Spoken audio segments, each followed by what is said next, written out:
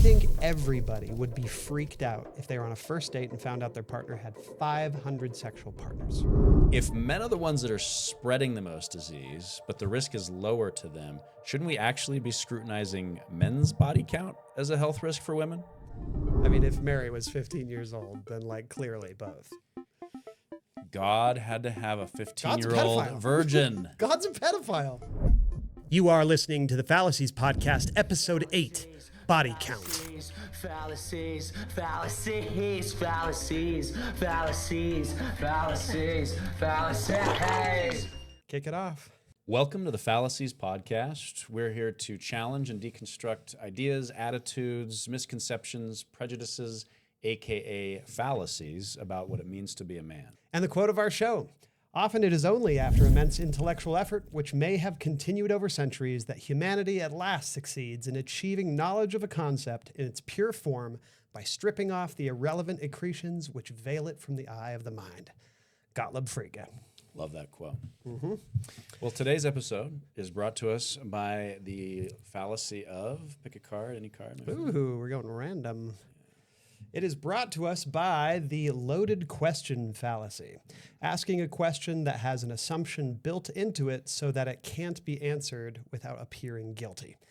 Here's our example. Grace and Helen were both romantically interested in Brad. One day, with Brad sitting within earshot, Grace asked in an inquisitive tone whether Helen was having any problems with a fungal infection. Interesting. So I love this because this is a personal pet peeve of mine. A lot of people think loaded question means complicated question or a question with a lot, of baggage associated with it. That's not what it is at all. A loaded question is like a loaded die, whatever, where there's, no matter which way you answer, you are admitting to something. That's what a loaded question is. It's like cheating. Okay. So I hate it when people, when I'm like, tell me about your childhood. And they're like, well, that's a loaded question. No, that's not a fucking loaded question. A loaded question is like, do you actually like it when people shit on your chest or do you just pretend to? Either answer is an indictment on you, right? Yeah. That's a loaded question. Which one do you hate more, your youngest child or your second to youngest child? Exactly. I got to hate one of them, right? According to that question. Yes, that's a loaded question. Okay. Yeah. Nice. All right. Well, what are we talking about today? So today, oh my God, it's finally here. One of my favorite topics, body count, baby. Body count. Body count. You hear that? We're talking about body count. We're not talking about murder. We're not talking about serial killers. Moida. We are talking about sexual partners. How Yes. many have you had? That's not a real question. You don't have to answer that. I'll tell. No, really. Our patrons. Just kidding. We don't have a Patreon. Not yet. Not yet. Okay, but to formulate this a little bit more officially, it is whether or not having a high body count is a big red flag to you, to whoever. Yeah. Basically, does body count matter? Yeah. Okay. This is a heated one, a very controversial one that I think a lot of people, I don't know. Does this feel like one that people put a lot of thought into, or they kind of just go off of like their gut instincts? That's a great question. I think it's a little bit of both. It's one that can even transcend, I think, political stance a little bit. Totally. I think most would agree that the more progressive take is that it doesn't matter. But I think to almost everybody, there's a point at which body count can make them uncomfortable, and so we'll get into that today, and that's going to be an interesting part of the discussion. Yep. Yeah, it's a fascinating topic for me. And it's one that the manosphere tends to be very opinionated about. Oh my God. So I think that's part of the reason that we feel the need to get our grubby little paws on it and see what kind of logic, if any, is lurking under the surface of both sides. Yeah. Agreed. Agreed. Okay. Well, today I'm going to be Steelmanning the conservative or the more traditional view of this topic. God. Thank you, Jesus. You're welcome. And you will be Steelmanning the progressive side on this issue. So, yeah. All right. We ready Let's to have a drink? Yeah. You're going to need it, my friend. You are doing the Lord's work. Let me do a few. Literally. Steelmanning the conservative side on this. To our man. To Gottlieb Frege. Gottlieb Frege.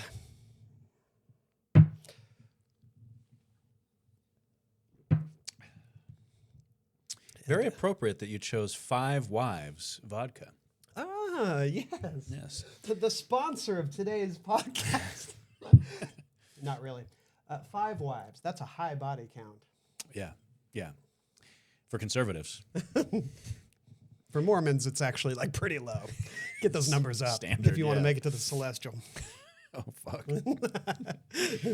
All right. Well, I guess with no further ado, as we usually do, we begin with the conservative side. Dash, take it away.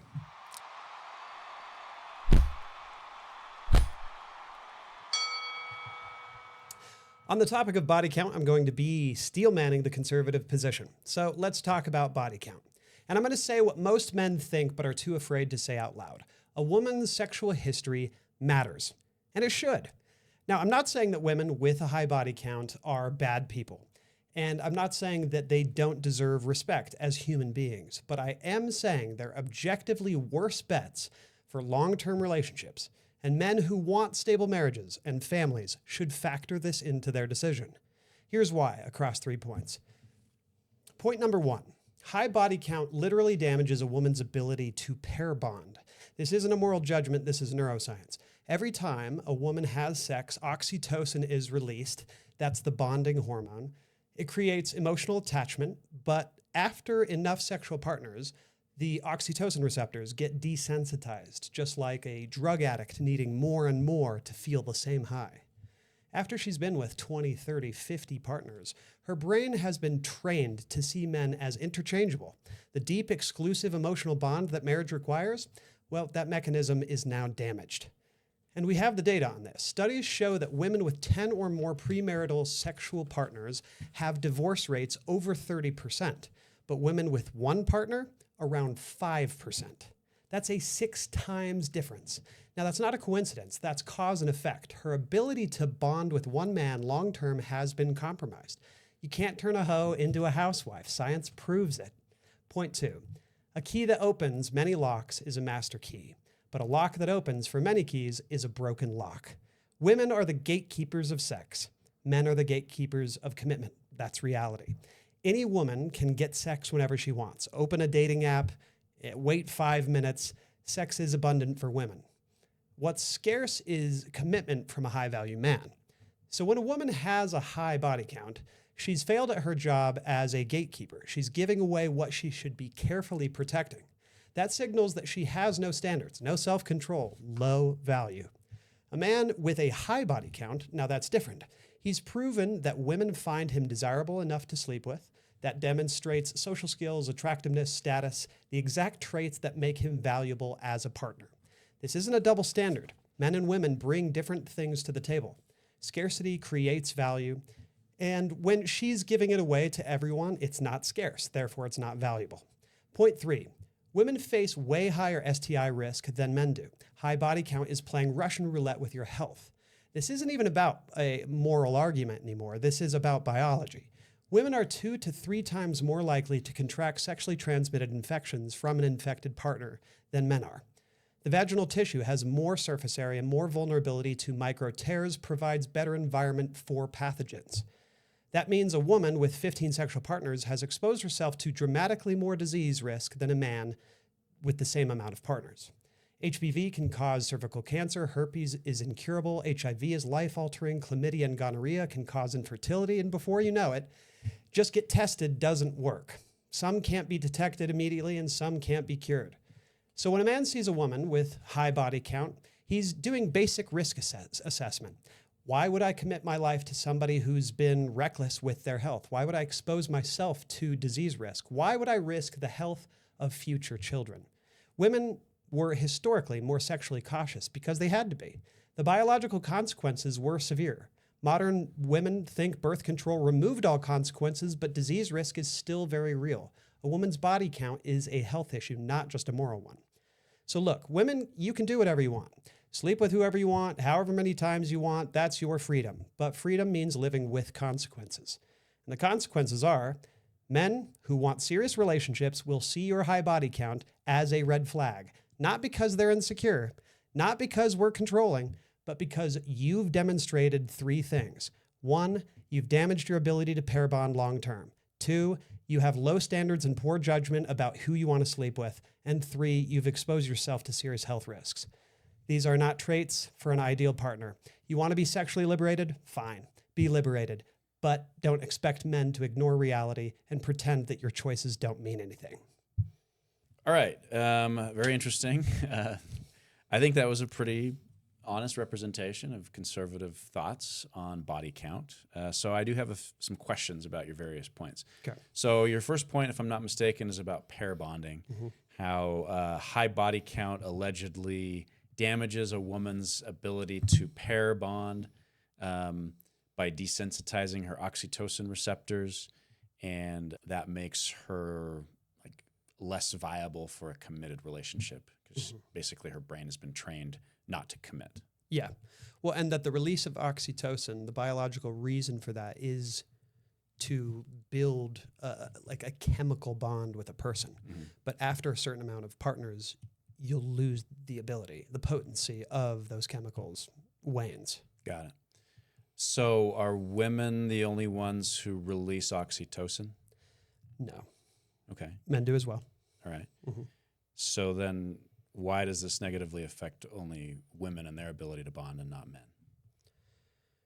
Because, well, certainly it affects both. I think that the oxytocin release, pair bonding, it's a valuable thing for both partners.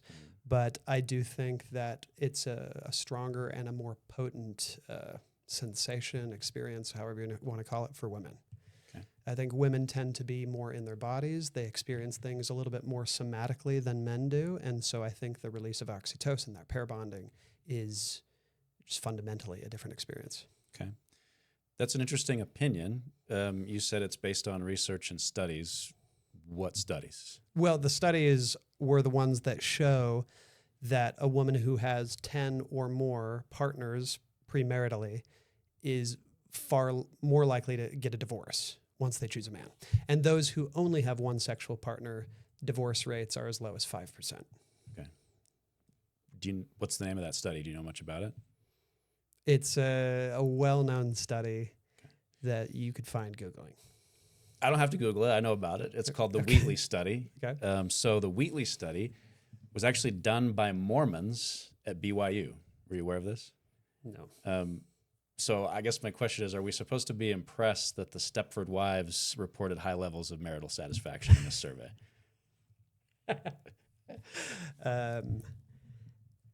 Okay. Well, what is your point discounting the study? Go on. That it was conducted by an institution whose mission statement is to promote the so-called nuclear family.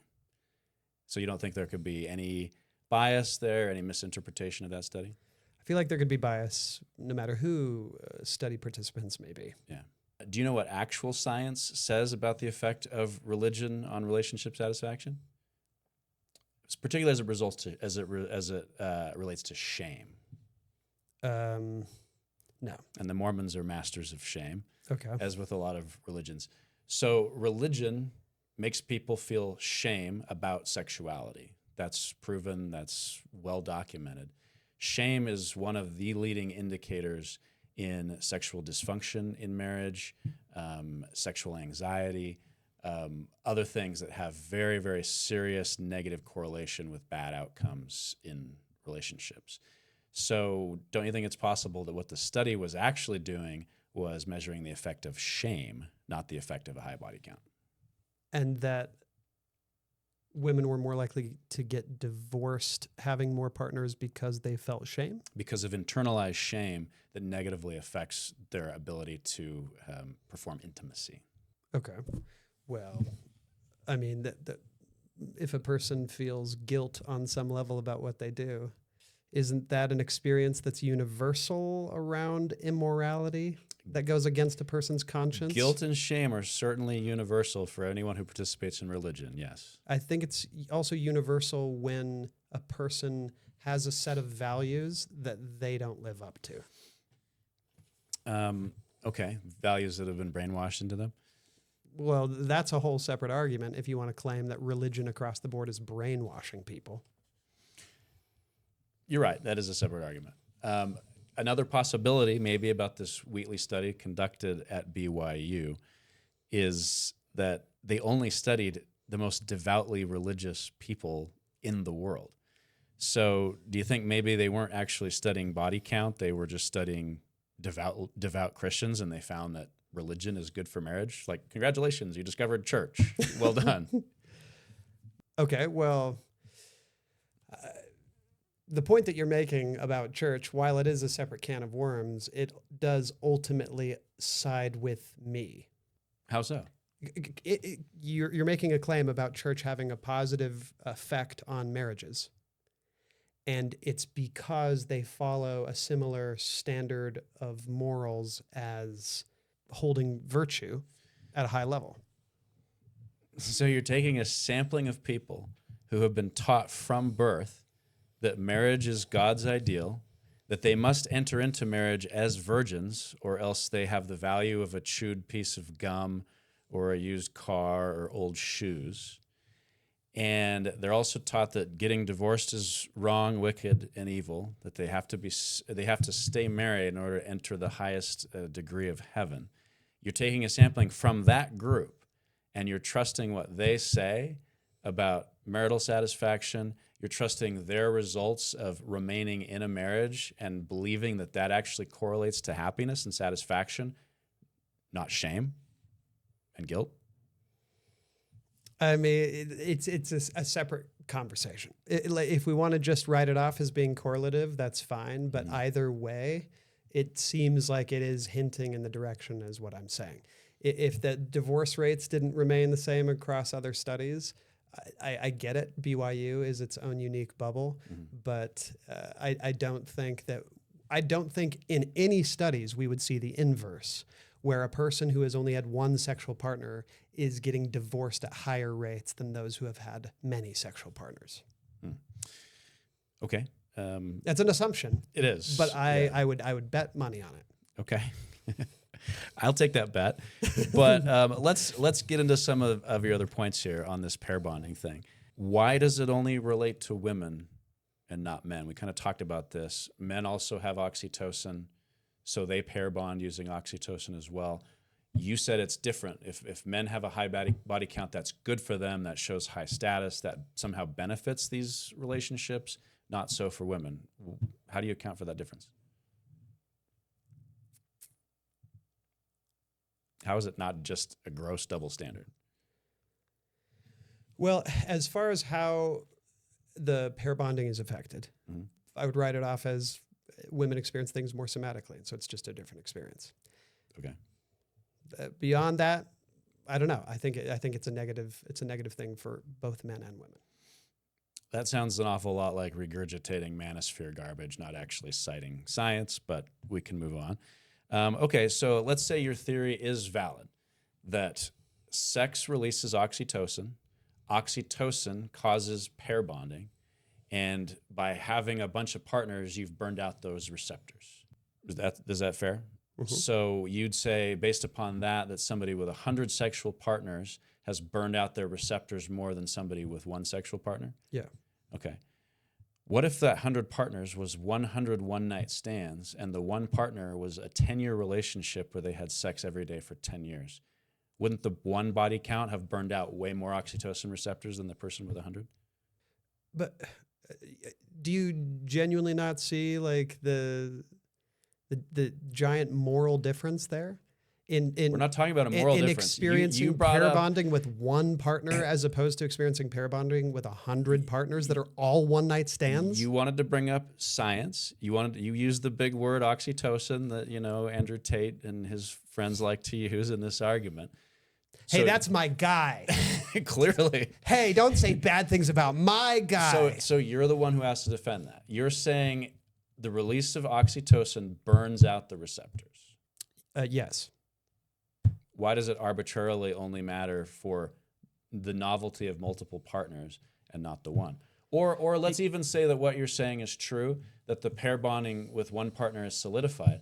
Okay, but you're not the one partner. You're the second partner. So according to your argument, this woman with 100 sexual partners and they're all one-night stands, she's way lower value than a partner who has had one prior partner, right? But now, instead of competing against the zero pair bonding that occurs with 100 one-night stands, you're competing against 10 years of pair bonding with someone else who's not you. which is more damaging to your relationship? I'm failing to see the point that you're making here. That you're trying to pair bond with somebody who just spent 10 years pair bonding with somebody else. Oh, okay. You don't think that's maybe a little more challenging than trying to pair bond with somebody who's actually never formed a long-term bond with anybody and they're ready for a long-term bond with you? I think that's a very valid point. Body count doesn't support that point. Body count says the 100 bodies is way lower value than the one body. Well, what I'm getting from that is that the person who had one partner rather than 100 was far more deeply connected to that one person than the 100. To someone else who's not you. True, but do you see that by being with one partner, the experience was much deeper and richer than it was burning out that oxytocin But with that's your 100 different argument. partners where that relationship went nowhere? Your argument is that the oxytocin and the receptors are a finite resource that get burned out. Yeah, That's- burned out by having multiple That is partners. incorrect. There is zero science that supports it. And even if there was, it's burned out more from a 10-year relationship where you're having sex every day than it is from a 100 one-night stand. That's an assumption that you're making. It's having multiple. You're the one who it's says having it's multiple finite. partners that burns out the oxytocin Why? receptors faster because it's a much more potent and novel experience than being with one You're partner. making that up. You- There's no science behind that. You know that it's true that the reason people like new sex is because it feels greater and bigger. The reason people tend to get bored of sex in one You were relationship talking is about because it's not as dopamine. novel. You're talking about dopamine, But do you not oxytocin. So you think that oxytocin gets released at the exact same rate with a partner you've been with for 10 years than it does with a new person that you've never been with? I think there is zero science that backs up what you're saying. I don't think that. I know that. You were making a giant assumption. I'm making assumptions according to this term, the parameters you set up about oxytocin and the receptors getting burned out, which is bullshit. Just trying to make a point that Okay, well let's take the chemical neuroscience out of it. But do you understand what I'm saying? Where like the novel experience of sex is far different with a new partner than it is with a partner you've been with for 10 years. it can be, absolutely. Yeah. Yeah. It can also not be. Uh-huh. Sex is what you make of it with a partner. Right. And so just like the momentous aspect of having sex with a person can bond you unless it's a completely banal, mundane experience that you've done 1,000,000 times, in which case there is nothing novel about it to bond you with a person. Okay, so long-term relationships don't have pair bonding? Is that what you're trying to tell me now? No. What I'm saying just is, saying that- is oh, that what I'm saying is having a boring bunch sex of doesn't bond partners you. burns out the novelty. That is such bullshit. Here, let's just take a different example. Let's just take like romance. Okay. If I have a candlelight dinner where I write a beautiful note for my partner, Yeah. and I do that for one partner, and I put my heart and soul into that, romantic, right? But what if I did the exact same candlelight dinner and the exact same note with 100 people? Then you'd be a man. Is that That's what men do. Yeah. zing? But do you see what I'm saying? Where that's not romance. I mean, There's because the novelty is killed by by it just being squandered on across 100 people without it being like a unique dedication and thought given and sentimental value given to one person. Because it's just run of the mill experience. There is no bonding. There's no romance there. okay, I think we're getting sidetracked on this novelty issue. And we only have 6 minutes. I made a good left. point that you can't refute, huh? Let's move on to lock and key. Okay. Because this is probably I my like this point. favorite argument Okay. personally. Okay. Why is the woman the lock? Because she's the one that has a hole. Okay. That's what I She's the one thought. that's got a hole you stick something into. Okay. Because she is the gatekeeper of something that is valuable, and locks protect things that are valuable. Okay. So whose property is she protecting? Her own. Her own. Yeah. Not his property. No, her own. Oh, she's protecting her own property. Yeah. Okay. Her sexual health, her intimacy, her partnership, her future kids, all of that. Her eggs, like that's all worth protecting. And if a man can unlock 100 of those locks or 1,000 of those locks. He just has a master key. But if her lock gets unlocked by 100 keys, she's got a broken lock. That's the analogy, right? Mm-hmm. Okay. Do you know of a key that opens any kind of lock? A master key? Is that actually a thing that exists? I don't know if that's an old-timey thing, but It's not. Okay. Just spoiler alert, there's not a key that unlocks every house, also every car, every safe. There's no such thing. Mm-hmm. What there is that unlocks all of those is a lockpick. So knowing that the only thing that unlocks every lock is a lockpick, does that change the analogy a little bit for you? That sounds like a pretty cool lockpick. I want to hang out with that lockpick. It sounds like theft and cheating is what it sounds like. And that's what's going on. Okay, let me ask you another question. Since you just seem to arbitrarily assign this analogy that works for the point you're trying to make, let's use a different analogy. How about let's change it to a pencil sharpener? What does that do for your analogy? Let's see. A pencil that can be sharpened by any sharpener is What a happens? master What pencil. happens to the pencil every time you sharpen it? It gets shorter That's right. Until what? until it's just a little nubby. That's right. Mm-hmm. But what happens to the sharpener? It gets sharper every time. It gets pumped full of pencil cum. And that just gets dumped out like it never Here, happened. wait, let me change up the analogy. Okay. Offense, defense in a sporting situation. Mm-hmm. It's kind of like it's a good offense if you can score a touchdown against any defensive line, and it's a bad defense if you let anybody score on you. Like men and women are just in different positions where one is like an offensive thing where you're just trying to score You're right. touchdowns. Men are score. very offensive Okay. in their attempts to constantly score. Yes. Haha. Yes. But they're always trying to score a touchdown. Why can't women be on That's just offense? what an offensive line is trying to achieve. And the defensive line wants no scoring to happen. They are trying to prevent anything from getting through. Now you have actually revealed the biggest fundamental problem with lock and key. And it assumes this underlying assumption that men's and women's sexuality are different. And they're not. You seem to be creating this like a fundamental divide in people's appetite for sex. Do you not think women have an appetite for sex? They can. No, they do. They do. They do. That's what science shows. Science shows. We need science to show that. Yes. We can't just ask 4 billion women if they enjoy sex. Yeah, I mean, research shows that women enjoy sex just as much as men. There may be different things about it that they enjoy, but it's important for their mental health, their well-being. Women like to have sex. Okay. Maybe not with conservative men. I don't know. So why are we wanting to restrict women's access to something they have an appetite for? It seems a lot like men just saying, hey, women, yeah, we know you like to eat food, but we're just going to put you on a steady diet of like rice and beans for the rest of your life because that's what's most healthy for you. And if you eat anything else that makes you happy, you're just a dirty, dirty slut. But, meanwhile, I'm over here eating whatever I want because I'm high value and strong. Mm-hmm. Does that seem right? But they could choke on the food. Choke on my dick. That was good. So you're arguing that women are the gatekeepers of sex and men are the gatekeepers of commitment? Yeah. Why? Because sex has much bigger implications for women when you factor in pregnancy and the risk of childbirth and sexual health and all of those things. Like it's just a much more consequential thing for a woman to have sex than it is for a man. There's almost no consequence physically for a man. They can just spread their seed wherever. There's no risk of it giving a man cancer.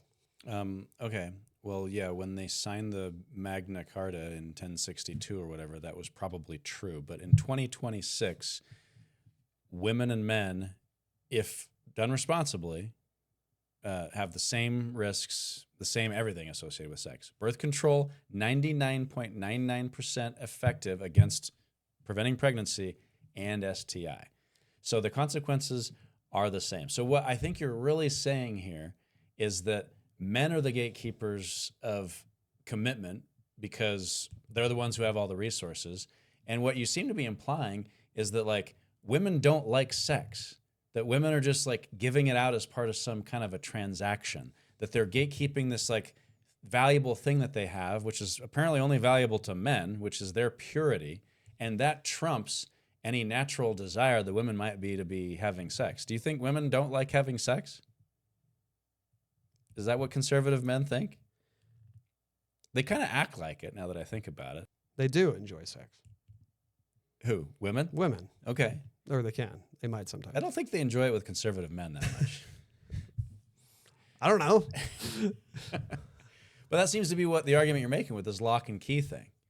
Like, why can't women have a good time with sex? Why is it only this like commodity that they have to pass out in exchange for security and commitment? Well, if men value purity and women want to be higher value to those men who value purity, then they should have less sex. They should exercise restraint. Okay. Because, like I really enjoy a Twinkie, but if I eat 1 million of them, I'm probably going to become grotesque. Yeah. I see a pattern here. You know what else men really enjoy? Money, power, control. Hell yeah. They hoard those things too. So it should be the debate's over. Yeah. It should be no surprise that they're hoarding access to sex as well. Let's let men have all the fun. Let's let women just... Why would men want to hoard access to sex? That's exactly what you're talking about. Men want to have as much sex as they can. They want to hoard access for women to have sex. They want low body count. Well, men want to have as much sex as they can, but they want the women who they might eventually be within a long-term relationship to not have had lots of sex. Right. So men want to have a lot of control here. They want to have this stable of women over here who they can have sex with whenever they want so that they can feel high value while calling those people low value. Yeah. And then they want to have this other pipeline of apparently young, youthful, virginal, untouched women that they can then be in long-term relationships with. Is that about sum it up? Yeah, I think so. Okay. That doesn't sound gross to you at all? Well, it's just different things because like a man does want to have as much sex as he can, but eventually he should settle down. Like kind of get out there, prove yourself, demonstrate that you have high value. But like eventually when you're ready to start a family and you're ready to commit, well, then, your priorities change and you're looking for different things in that situation. Yeah. That seems to be a pretty typical conservative viewpoint. It's kind of like a very MAGA way of thinking. Like dominance over the weak equates to high value. You called women weak. That's not what I'm talking about. What I'm talking about is men say women with high body counts have less value.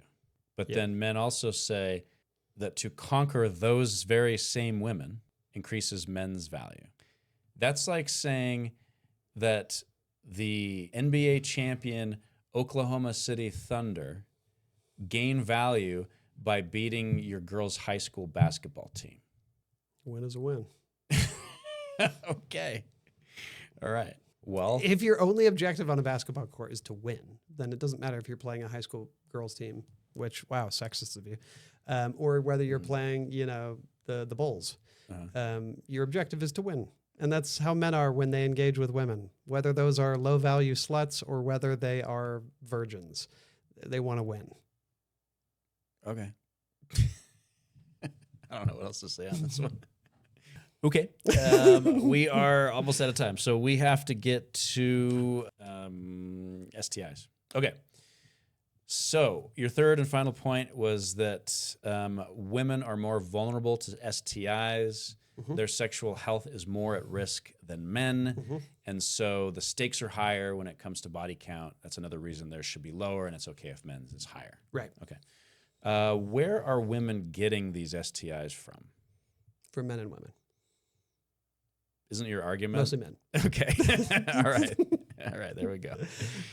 So if men are the ones that are spreading the most disease, but the risk is lower to them, shouldn't we actually be scrutinizing men's body count as a health risk for women? I get what you're saying from like a public health perspective, but what I'm talking about is like the perspective of an individual, and whether like if we're talking about me and if we're talking about a woman, that woman has more risks personally for being sexually promiscuous than I do. Especially if she's going to be with you. If I'm infected with a bunch of things, sure. Well, yeah, if you have a high body count and she doesn't, you are the one putting her at risk. So you're the one who should be scrutinized and shamed for having a high body count and indiscriminately spreading diseases to these women who are, as you have argued, more susceptible. But those are risks that don't affect me. Exactly. It's all about how it affects you and not about how it affects women. Right. And that's the double standard. So because of this there's argument. not danger to me, I don't need to think about it as much. The danger is to the woman. So she needs to take that responsibility into her hands. That is genuinely a very conservative viewpoint. It is. Yeah. Yeah. But, well, hold on though. Like from the perspective of the individual though, don't you agree that if we are to try and take responsibility for the risks of the things that we do, that a woman has more to consider than a man does in how it affects us? I think everybody has the responsibility to make decisions about their own personal health. Absolutely. That's not what this argument is about. This argument is about body count and how it's a double standard and how it's okay for men, as you said, and as the conservatives say, to have a high body count and for women not to. Men are spreading the diseases. So they're the ones who should be scrutinized, not women. Yes, on a personal level, we should all care about safety, which brings me to my next point on this subject. I guess I would ask you then, would you agree that since your argument is the health risk, would you agree that if the health risk could be reduced to zero or very near zero, this point is moot? If there was zero health risk to either men or women? Yeah, if high body count had zero health risk. It's very far-fetched hypothetical. Or okay, near I'll buy zero. it. I'll buy it. Sure. Okay. Are you aware of the effectiveness of condoms and other forms of safe sex when it comes to STI transmission? I imagine they do a great job. 99.99%, virtually zero. Okay. It's 2026. You can get condoms. You can choose to use them responsibly. Having a high body count does not mean, oh, she doesn't use condoms or he doesn't use condoms. You don't know that. Nobody knows that. Mm-hmm. That, like your earlier point, that's a personal decision. Body count has nothing to do with that. Okay, fair point, except that clearly STIs are still rampant. And so condoms, while they could solve the problem, don't solve the problem. Mm-hmm. So the issue still stands. And who are the ones usually putting on the pressure not to use condoms? Me. Yeah, exactly. Exactly. Okay, I'll make two more points on this. Okay.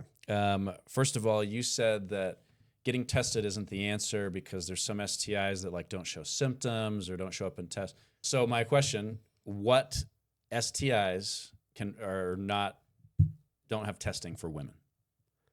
Women can test for a lot more because they can contract a lot more STIs than men. Spoiler alert, women can be tested for every STI. Yeah. And they can be accurately tested within 30 days of contracting it. So getting tested. Not all of them. Yes. There's no way them. on earth. Every STI. Because you can't even do that for men's. And for men, there's like a fraction as many STIs. The only one you can't test for in men that I'm aware of is HPV. Men are symptomatic way less than women. That is true. But symptoms, you can test positive without symptoms. Because it's a blood test or a urine test. Okay. Yeah. So anyway, testing and protection are highly, highly effective. Yeah, maybe 100 years ago, 500 years ago, sure, we didn't have that kind of medicine, whatever. But but not today. Just really quick, I need to stomp on your testing point though, because when you test positive for many STIs, that's it. Who cares if you got an immediate positive result from a high-tech test? You have the STI. And I know that a lot of STIs can be remedied with certain things, like chlamydia is very easy to get rid of. But some of them you have for the rest of your life, and they will be a health risk for the rest of your life, whether you tested beautifully for it or not.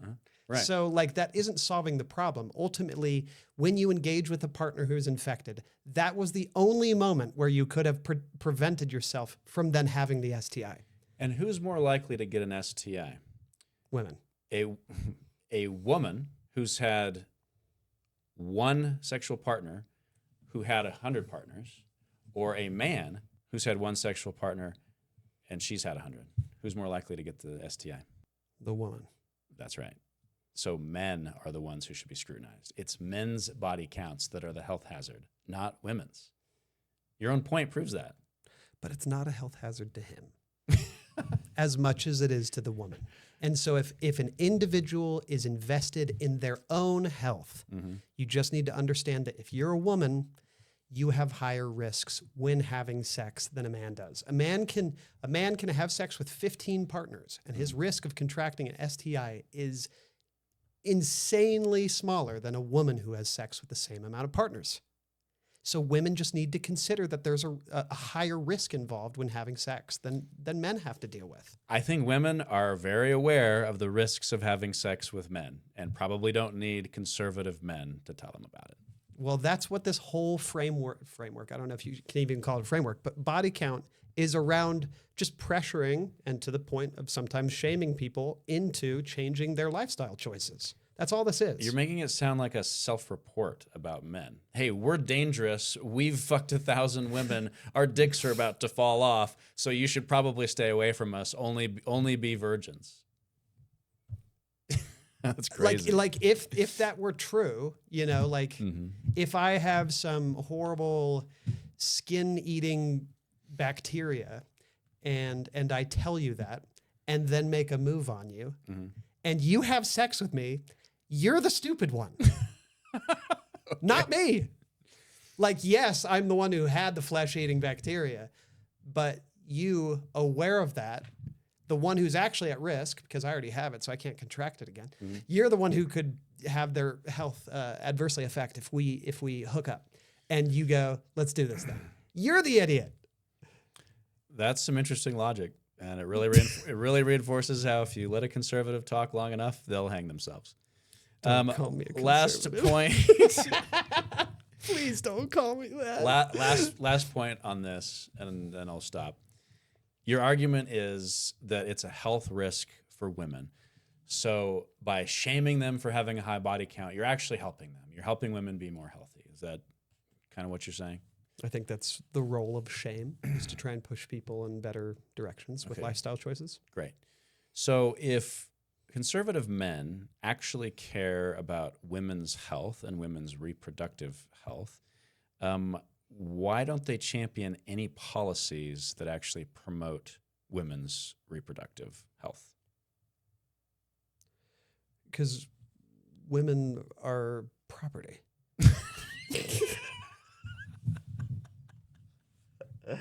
I'm Steelman. Sorry. Well, because shame will hopefully push people in the direction of making certain lifestyle choices. Okay.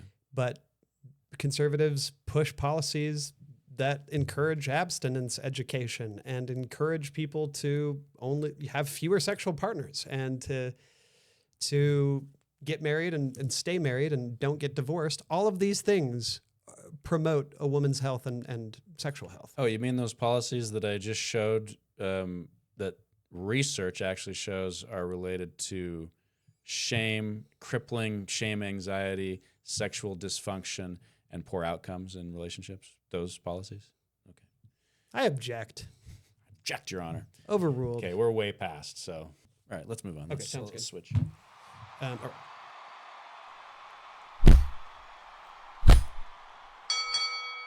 Hi, I'm Charlie, and thank God I will be Steelmanning the progressive side of body count. Men who fixate on body count are weak, insecure losers. First of all, they're buying into an outdated power structure. You see, back in the day, female virginity had literal market value. A woman's purity was her family's asset and her husband's acquisition. Why? Well, there were some reasons that made sense at the time. Guaranteed paternity of children mattered before DNA testing. Sexual history was a crude health indicator before modern medicine.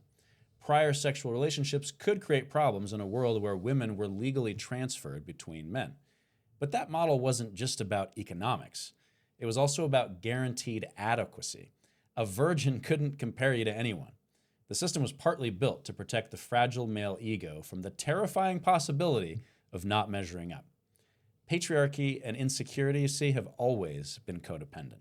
Modern society, however, has solved for every reason related to social utility via better science and better laws. So what remains to prop up purity culture today? Only one thing, really: the fragile male ego. She'll cheat because she has experience is a direct projection of male insecurity. A secure man doesn't need his partner's history to be blank. Not only is purity culture based upon fear, but it's a useless proxy for what men claim to be measuring. Trustworthiness, emotional availability, commitment, loyalty, all have zero correlation with body count, according to science. Attachment style, communication patterns, conflict resolution, and emotional maturity are the variables that research correlates with relationship satisfaction. Prior relationship experience doesn't diminish these attributes. If anything, it enhances them. Body count isn't just useless, it's also dangerous. Science consistently links purity culture to higher rates of sexual dysfunction, shame-based anxiety, and difficulty with intimacy in the very relationships it claims to protect. Recent research has also found a dynamic correlation between self-esteem, autonomy, and sexual satisfaction. People with higher self-esteem were more sexually active and satisfied, which led to increased self-esteem. The relationship runs both directions. Confident women have more and better sex, and more and better sex builds confidence. Purity culture disrupts both sides of that loop by creating shameful, repressed, sexually dysfunctional people. And this shows you what body count obsessed men are really about: fear. Fear they won't measure up. Fear of a strong, confident woman. If you want to be a strong man, stop worrying about other people's sexuality. Stop being threatened by strong women and start seeing women as human beings with their own journeys and experiences that have made them powerful. A weak man seeks to control. A strong man desires to empower. Which one are you? Okay. I've got a couple questions. Okay, so just to quickly summarize my 3 key points. Point number 1, body count is historically rooted in fear and control. Okay. Point 2, body count isn't rooted in real science and doesn't do what men claim it does. Point 3, body count is not just ineffective, it's actually harmful. Okay. All right. I guess here's my first question, which was part of your opening, part of your second point a little bit, is that you brought up the reasons that a high body count being a red flag back in the day had merit. So do you agree that, you know, when managing sexual health was not as easy, with the paternity testing, those things that you mentioned? So are you agreeing that prioritizing body count did at least matter back in the day? Within the systems that men had created, within patriarchal capitalist systems that relied upon proven parentage to transfer wealth, yes, it was important to have confidence in who was the parent of this child, so lower body count, virginity, virtue. That's why that society placed higher value upon them. I'm not saying that that's necessarily a valid or the best framework that could have happened. That was the reality of the time. And you don't think that's valid? You're not willing to admit that that was valid? Having women as property? No, that's never been valid. No, that it wasn't valid for a high body count to be a red flag back in the time when sexual illnesses could not be reversed the way that they can now when there wasn't paternity tests. It seems pretty valid. It was one of the only ways they had to like help women's sexual health. Yeah, Totally. So it was valid. Sure. Okay. Yeah. Like most conservative arguments, it maybe was valid hundreds of years ago. Yeah. Okay, but your second point was body count is not supported by research. It doesn't do what I think it does, but it did at one point. You're admitting that it did, that there was research. There were great things to point at for a high body count to be a red flag. No, there was no research. That's the point. So that's all they had. The only way to help women have better sexual health was just to not have sex at all. Yeah. Okay. But research probably would have backed that up. If research had been conducted at a time when you couldn't reverse gonorrhea or syphilis. Or didn't have... Can you reverse syphilis? I don't know. Or didn't have birth control or condoms or anything to protect against STIs. Right. Yeah. Okay. So your overall point, and especially your second point, really it feels like it is a modern privilege to not have to worry about a high body count, but that there's plenty of precedent and previous times in history when it was very important, and that you couldn't just be so blasé as to not care about a person sleeping with, hundreds of partners. Well, yeah, when you had no way to protect yourself from STIs, when you lived as a woman in a society where you were property, had no control over the laws that were made to protect you, no control over your own autonomy and personhood, then yeah, you had no choice but to play the purity game, or else you got fucking killed and stoned to death, like you still do in some parts of the country today. Right. Yeah. Okay. So that's great, which leads me to my next point. Okay. Because we can't have a conversation about our own lives and our community, but I want to have a more broad conversation to the men at the world at large. Okay. And a lot of parts of this world still function in the way that you just referenced to being a few hundred years ago. Still in this modern day, 2026, there are parts of this world that would still benefit from the exact things that you just said that purity can offer prospective mates and partners. No, I completely reject that premise. You think there are parts Science is available in every part of the world other you think than STI tests are readily available in most of the world? No. define readily available. They're not an easy thing to get if you're an impoverished person and in a country that has a ton of stigma and shame around promiscuity and sex. So you have to use purity still. You have to value that when you're not able to remedy STIs, when you're not able to get paternity tests. So your only argument hinges upon what the untouched tribes of South America have to do? It's not untouched tribes. It's a lot more than that. We're probably talking north of 1 billion people. Okay, so we can justify the toxic arguments of the manosphere about body count because some people in third world countries don't have access to healthcare? No, see, you're writing off these points as being toxic, and what I'm saying is they are fundamentally things that promote a woman and a man's safety in parts of the world today. In uncivilized, undeveloped, backwards places? And that's the Wow. standard you want to use for developed countries? And you're supposed to be representing the progressive, calling these countries uncivilized? Yes. There are plenty of places in the world that are perfectly civilized, but where impoverished people do not have access to the things that we have the privilege of. Then let's here. get them access. Let's not fucking... Cool. I get that. But what I'm saying is you vilify can't call body these count. points toxic if they are still something that can save a person's sexual health in these other countries where they don't currently have the privileges that you just said have unlocked a modern privilege. That's the most ridiculous thing I've ever heard. Why? Because you can apply that to 1 billion different things in those countries. All I'm saying is you're writing these off as being toxic. It's like, it would be one thing to maybe say, oh, they're outdated in a modern society where you have access to all these things. But to write it off as toxic when there are still many communities and hundreds of millions of people who could benefit from upholding these same standards. In those countries that you're talking about, women are getting literally stoned to death because of purity culture. And you want to say that's not toxic? That's totally toxic. And that's a separate conversation about religion. It's the same conversation. It's about purity culture. It's about a double standard of a man getting a slap on the wrist and a woman getting fucking murdered because she slept with somebody else. Okay. That's a huge problem. That's not a solution. That's not an answer. You seem to be saying that like that's a reason why these arguments are good. No, that's proof they're bad. That's not proof that they're useful. Okay. Well, I'll go ahead and just let's follow this tangent for a second. Okay. In a lot of cultures, there are just different gender roles, right? Like a man just brings different things to the table.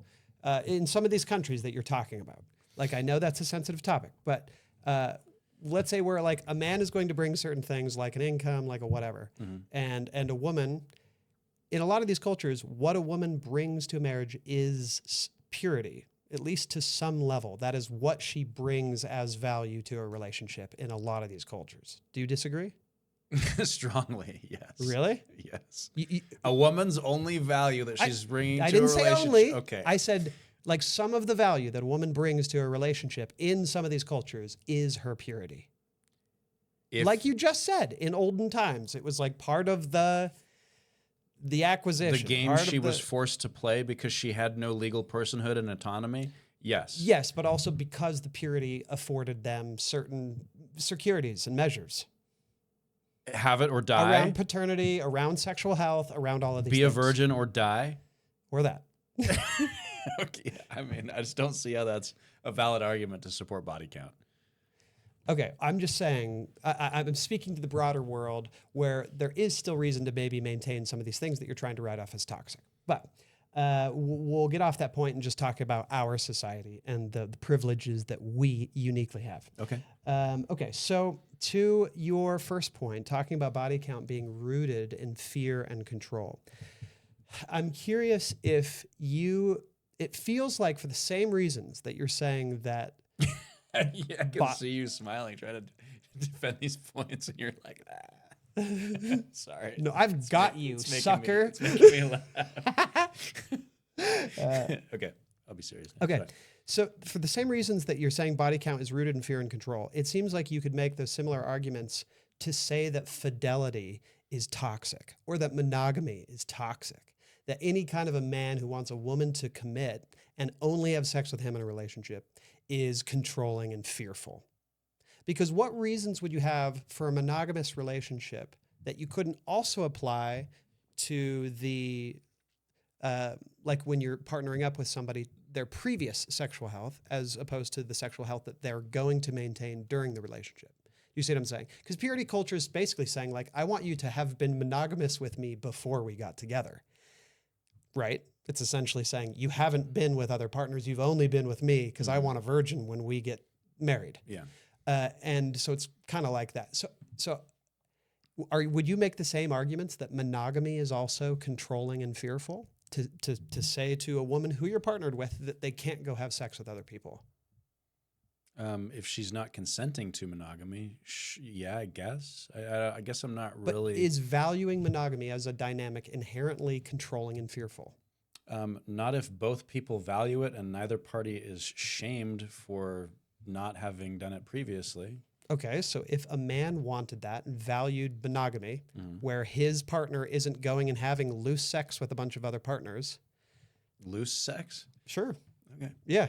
And the woman might not want that. And if he hears that a woman doesn't want to be monogamous, but wants to go sleep around with a bunch of people, and he utters any hint of shame, that she should feel shame for that, you're saying that's toxic and controlling.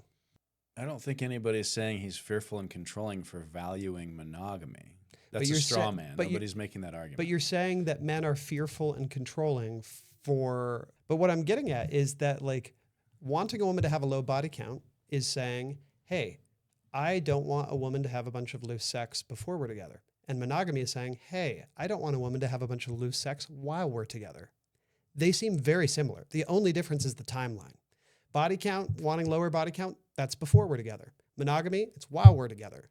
And so I'm wondering why is this toxic and controlling to value that? But then when we're together, it's somehow the standard and it's not toxic and controlling. Because consent requires two people. So while we're together is two people making a mutual decision. Before we were together has nothing to fucking do with you unless you're insecure and jealous and possessive and weak. Okay. So my next question, your third point is ridiculous to me, saying that body count is dangerous. Oh God. Valuing virtue is such a dangerous thing. And so you gave your reasons for it. Difficulty with intimacy. And I'm wondering, how on earth is difficulty with intimacy more dangerous than cervical cancer? Well, first of all, because high body count has not been correlated to cervical cancer. STIs and the spreading of sexually transmitted diseases is much higher. Cervical cancer, the chance of getting it is extremely higher if you contract HPV. Right, which can be avoided by using protection. Which can everyone struggles to do. Which can be helped if men lower their body counts because they're the ones spreading HPV. Okay, well, that's beside the point that I'm currently making, which is that cervical cancer It's conveniently beside the point. is It dangerous. is the point. And it's avoidable by not having loose sex. It's also avoidable by using protection. So why is using protection a less viable solution than not having sex? Isn't abstinence harder than sex with protection? I'm not sure, but I'm pretty sure that anyone who does exercise abstinence does not have HPV.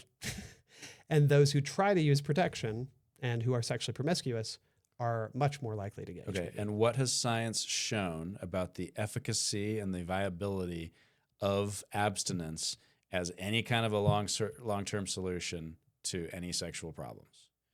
Spoiler alert, no correlation. It fucking fails every time. Humans are fucking wired to have sex. Abstinence is the most unnatural thing that you could possibly propose. Using protection, while it's not everybody's favorite, that works. 99.99% of the time, if protection is properly used, it prevents the spread of STIs. That's a way more viable solution than abstinence. Lowering body count is abstinence. That's what that is. Okay. Well, abstinence is one thing, but having just a few sexual partners is another. Because like you can have all the sex that you want in a committed relationship, and I have nothing wrong with that. But and your likelihood of transmitting diseases is still zero. Like you have the same safety in one partnership as you do with abstinence. So I'm not saying don't have sex. I'm saying reduce the amount of partners you have, and that risk disappears. No, you're saying women only have sex with one or a very few number of men who have had sex with however many people they want to. A woman having sex with one male partner who has had sex with 500 people, that's not protecting her sexual health, just FYI. Well, that's not my problem. By the way, can you tell me how this numbers game is supposed to work? What numbers game? How is it supposed to work that the man can have sex with 100 women, but the woman can only have sex with one man, but there's equal numbers of men and women? How does that math work out? It depends how high value the man is. Depends how low value the women are. Okay. So a high value man is only fucking a bunch of low value women? And that improves his status? How? That's a good question. How does this math shake out? Yeah. It's a battle. Right? It's a fight. Okay. And the men are trying to conquer as much as they can. Okay. And they want to slay some pussy. And the pussy should try their hardest not to get slayed. And so if I have a high kill count, then that's a victory for me. So is there just like this pool of low value sluts that are fucking all the high value men, and then there's this up and coming stream of young, virginal, untouched, pure women just waiting to embrace these studs who are fucking this pool of low value women? Is that how it works? I'm just trying to figure out how the math works here. It's supply and demand. Okay. So in order for like a trading card to be valuable, other people can't have it. Okay. And there needs to be very few, right? Okay. I'm still going to try my hardest to get those, even though I don't want everyone else to have it. Okay. That's what makes it valuable to me. That's what makes me a good collector of Pokemon cards. Yeah.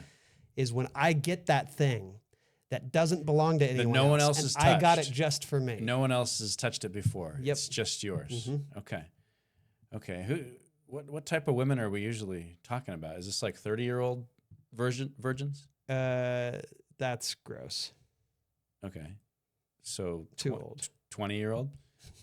Who are these virgins? Who are these untouched, pure, virtuous Look, I'm not ladies? necessarily saying virgins. I'm just saying lower body count. Right, but what's the lowest body count? I'm speaking out against a high body count because here's the point that I really want to try and illustrate with you is as soon as the body count gets high enough, suddenly you're going to come over to my side on this issue. as soon as we're talking about hundreds of sexual partners or thousands of sexual partners, suddenly you're going to acquiesce to Dash's points over here. I mean, why? If you want to create like an extreme straw man example that really doesn't exist in the real world, maybe. What doesn't exist? Hundreds? Hundreds? No. I have no problem with hundreds. I mean, like thousands? You're saying thousands is not realistic? I'm saying that for a progressive man who knows the science and who values women, the number that body count would have to be to actually give them pause is so extremely high, it would have to prove without a doubt recklessness, carelessness, some of these attributes that you claim a body count of 50 or 100. Okay, 500.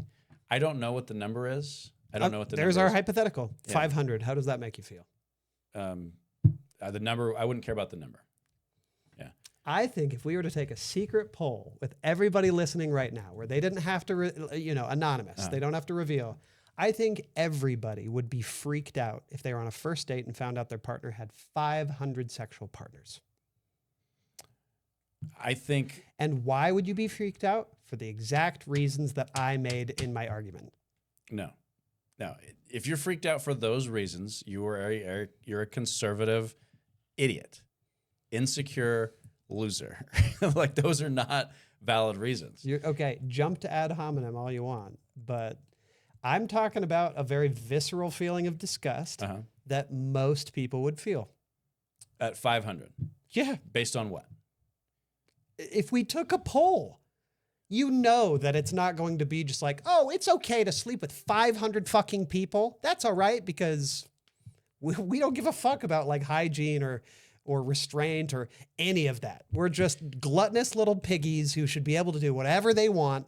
And the second that anyone sets a standard, they're a fucking toxic, controlling moron. I agree that unreasonable feelings of disgust can be triggered at certain levels. Whether that's 500, I don't know.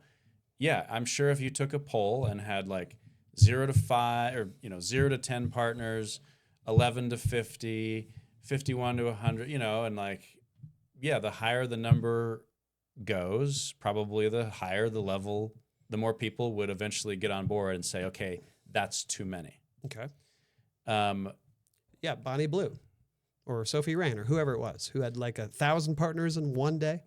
I don't even know how that's possible. If you're going for 20 hours, 5 partners an hour. You just have to be poking. Yeah. Andrew Tate loved to rip on Bonnie Blue. They got together on a podcast and, he treated her like shit and how low value she is. So yes, I mean, if you want to associate with that kind of mentality, that's fine. But the point is, at some level, a lot of people are going to be like, oh, yeah, that seems like it could be a problem. Right. Yeah. At a certain level, that's why they bring up the hypothetical, is because the points that you are bringing up do fall apart for the average person. Not because the points changed, but because the number changed. Yeah. Is that always rational? Is that always rational? He's falling apart, people. I've got it. Is that feeling always rational or reasonable? No, it's based upon fear. It's based upon uncertainty. If you don't have the ability as a human to have nuance and sit down with that person on that date and say, oh, wow, okay, you've been with 500 people. Like, tell me about that. And they're like, oh, yeah, well, I was in a long-term relationship. I was married for 20 years and we loved to go to sex parties and we just ended up having sex with a lot of people. And we always used protection. It was just something that we did for fun together. Gross. I would have zero problem with that. Okay. Yeah, if I was a 18-year-old on a date with another 18-year-old and she told me that she'd had 500 sexual partners between the ages of 17 and 18, I would probably start to wonder, like, okay, are we aligned as people? Like, do we have, like, clearly she prioritizes sex and novelty and dating. And like, how much of her time would she have to spend in that year to sleep with 500 people, Mm-hmm. like that's over one person every day. That's almost 2 people a day. Mm-hmm. Maybe we're just not aligned. Does that make her a slut? Does that make her a bad person? No. Like, hey, she got tested. She's clean. She's disease free. She's good. I don't really care, but I might wonder about our alignment. Okay, so I'll dial back the hypothetical and bring it more into the realm of normalcy. We'll just say that we are two 35-year-olds on a first date. Okay. And she reveals to me that in the last year, she's had 100 sexual partners. I understand your points. All I'm saying is, if I heard that, it's not ridiculous. If I'm somebody who's on that date because I'm seeking a long-term relationship, I want to find the woman of my dreams. I want to get married and I want to spend the rest of my life with somebody. Yeah. If that's what I'm seeking in that date, and she tells me she's been out with 100 partners in a year, it is not fucking ridiculous and controlling and insecure for me to go, oh, that's a red flag. Oh, she probably won't be someone who can commit to me because she slept with 100 people this year, and I'm wanting to have a one-on-one partnership. I want monogamy. Okay. First of all, how often do you think that hypothetical is happening? Okay, what do you want? I'll dial it back 50. Okay. That's not crazy. How often do you think that hypothetical is happening? A decent amount. Okay. But 50, that's just one partner a week. Do you know what the average body count is in America? It's probably Lifetime? 15, 9. 9. Yeah. So the kind of numbers you're talking about are very, very rare. Not among hot people. Yeah, okay. This is a very common thing amongst hot people, men and women. Okay. 50 partners is not ridiculous. Do I think it's necessarily at some level insecure, wrong, and bad to maybe ask some follow-up questions? No, I think that's fine. I think if you're trying to determine compatibility and somebody's like, yeah, I've slept with 50 people this year, I think it's totally a fair question to be like, oh, okay. Like, are we looking for the same things? Hey, I'm looking for like a monogamous committed relationship. Is that what you're looking for? Yeah, it is. Oh, okay. Well, tell me about like how this last year relates to what you're looking for now. Okay, well, I found during that time that, I had some fun and I met a lot of different people and that was cool, but I'm really ready to settle down now. Okay, cool. Right. That's not what conservative men are doing. What conservative men are doing are saying, she's a slut, she's for the streets, she's impure, It's saying it's a she's red trash, flag. she has low value. It's saying if you want No, marriage and it's long-term not. Don't be commitment, and they say disingenuous. that they have a bunch of partners, that it's a red flag. That's not what they're saying. They're saying she's low value and she's trash and she's for the streets. Okay, sure, there is that hyperbole that exists out there. Hyperbole? But the premise of our current argument is a high body count a red flag? You said it lowers her value. Yeah. How does it lower her value? It doesn't lower her value in any way. Just because you have If questions. I'm seeking a long-term committed relationship, a very promiscuous person is a low-value person to me. If you're insecure and uneducated, yes. No. Yes, there's zero science to show any of the claims that you've made about it. Here, I'll flip it. Okay. I'll flip it to help you out. Let's say I'm wanting to find a very promiscuous partner because I want to have some fun exploring. And in the next year, I would love to find someone that we can go to those sex parties with and have 100 partners. And I go on a first date with a woman who says, I only want to be married to one person for the rest of my life.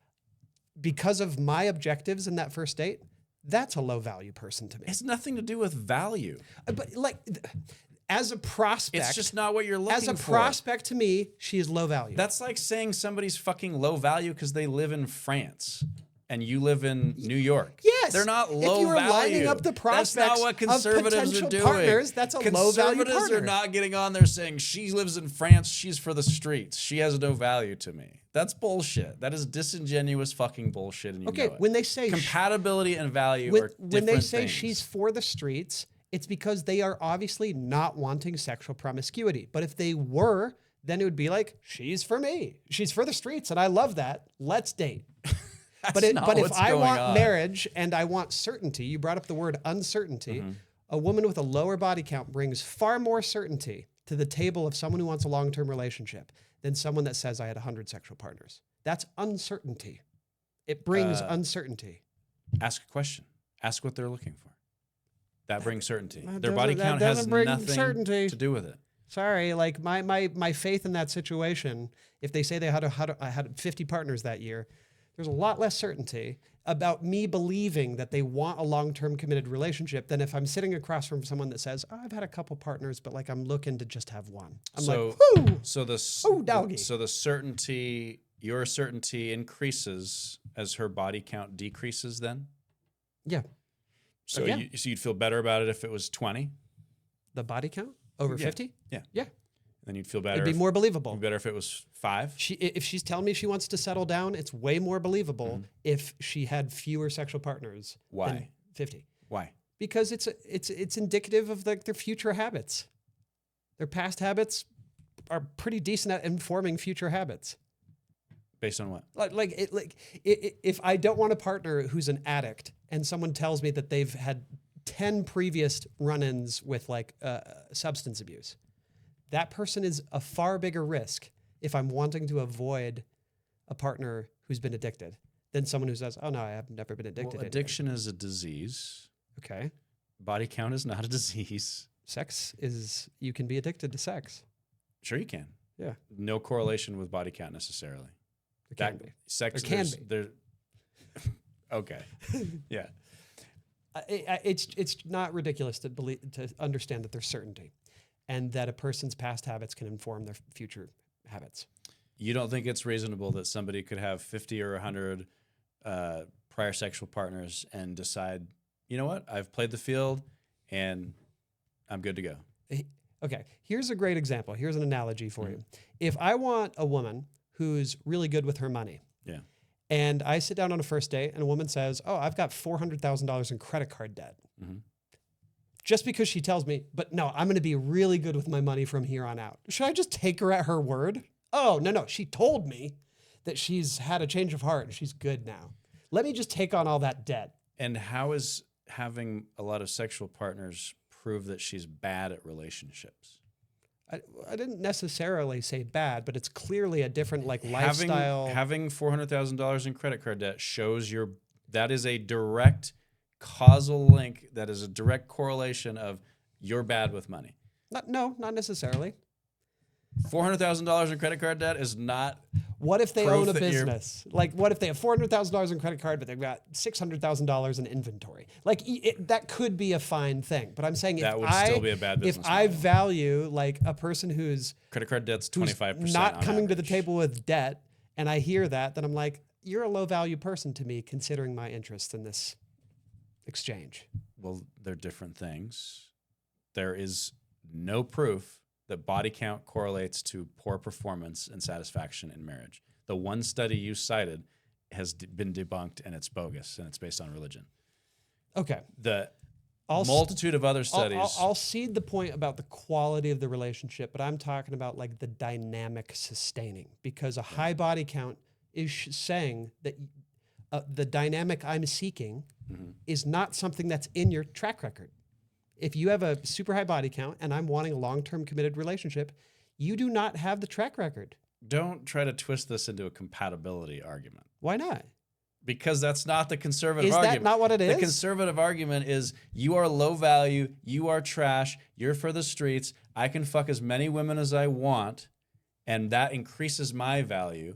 And with every man you fuck, that decreases your value. That has nothing to do with compatibility. You're trying to make it about compatibility by saying, oh, we're just looking for different things. Oh, if she's had 50 sexual partners, then she's not looking for commitment. A big assumption, by the way, which I dispute. But you're talking about compatibility. I'm talking about a disgusting double standard that objectifies women and that men do because they're insecure and they need to be in control. It's not about compatibility. Okay. Is there anything else you want me to say on this point? No, it's good. But let me do one last question. Okay. So you're claiming that it's just it's no big deal that, the person who I bring into the closest proximity, the highest level of intimacy in my life, it doesn't matter whether she's been with 100 other dudes and had 100 dicks inside her, that I should just look past that. Why is it that pretty much universally it would be gross to buy used underwear? Why would it be gross to buy used underwear? Yeah.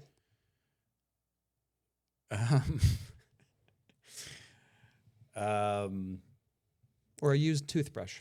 Yeah. Well, This thing that it's in close proximity. It's different than like a watch. I don't really care if other people have worn a watch, but no, something that's going to be in, close to me in a very vulnerable way, like underwear or a toothbrush, is different. And a romantic relationship is similar, where it's different than just friends. I don't care if my friends have slept with a bunch of people, but the person who I'm engaged with in that way, why does it matter that like I have a pair of underwear that didn't have a bunch of dicks in it before? Because I know that matters to you and everyone that's listening. They hear the thought of buying used underwear and they're like, ooh. Even if you know it's clean, I'm asking, even if you know that pair of underwear has been perfectly sterilized, clean, whatever, but it is still used underwear, there's still a feeling of disgust. There's still some repulsion that you're feeling at the thought of that. Why? We just removed the STIs, any risk of that. We know that it's clean, but it's still gross. I love how you keep validating my points for me, because what you're saying right now is that conservative men equate women, human beings, to things like underwear and toothbrushes. This is exactly the fucking problem. Conservative men see women as objects. That's why they're always talking about high value, low value. They see sex and love as an exchange. They see it as a transaction. So you want to say, oh, it's the same as being grossed out by buying used underwear? That just tells me that you value women the same as you do underwear or a toothbrush or a car or a pair of shoes. And that's why manosphere men, toxic bullshit men, compare women to used cars. Oh, we don't want too much mileage on that pussy. That's gross. Oh, that's somebody else's. That's low value. That's trash. This is exactly the fucking problem. Commoditizing women, objectifying women, making it a transaction, making them objects and not human beings. When you want to start making apples to apples comparisons about human being to another human being, let's do that. Maybe start with the double standard about why it increases men's value allegedly to fuck everybody and just wear the shit out of that dirty underwear. But women, it decreases their value. This is the problem. Good. That was good. All right. Okay. Well, that is all of my questions. Okay. All right. Ding, ding. How was the ring? Ding, ding. How do you feel about that? You just did. I got to say, that felt as bad as when I had to Steelman homophobia. Yeah. It sucks, doesn't it? Yeah. Yeah. How are you feeling? The points are gross, honestly. We've talked about this. Sometimes there are good points to be made from both sides. Sometimes you and I have a small chip on our shoulder from either side, where maybe we have something we want progressives to hear. Maybe we have something we want conservatives to hear. This one is just gross. Yeah. And I understand the points. They don't feel super out of left field. These are points that have been around through all of cultures for, hundreds, if not thousands of years. And so I get them, but it's just bizarre when conservatives just don't understand how dehumanizing it is to project those standards onto women, but not themselves. Yeah. One of the big points that I didn't really use in my argument was the religious point. Yeah. Which I definitely could. There is a religious point, but the reason that I consciously chose not to is because I know I'll probably get flack here. We were raised LDS, and LDS seemed to really push abstinence or, just sexual restraint onto both men and women. Yeah, that was a strength of the way they presented it, was it didn't feel like a double standard. Yeah, right. And so I didn't want to use a point that didn't highlight the double standard of it, because that's what I feel like is the most toxic part.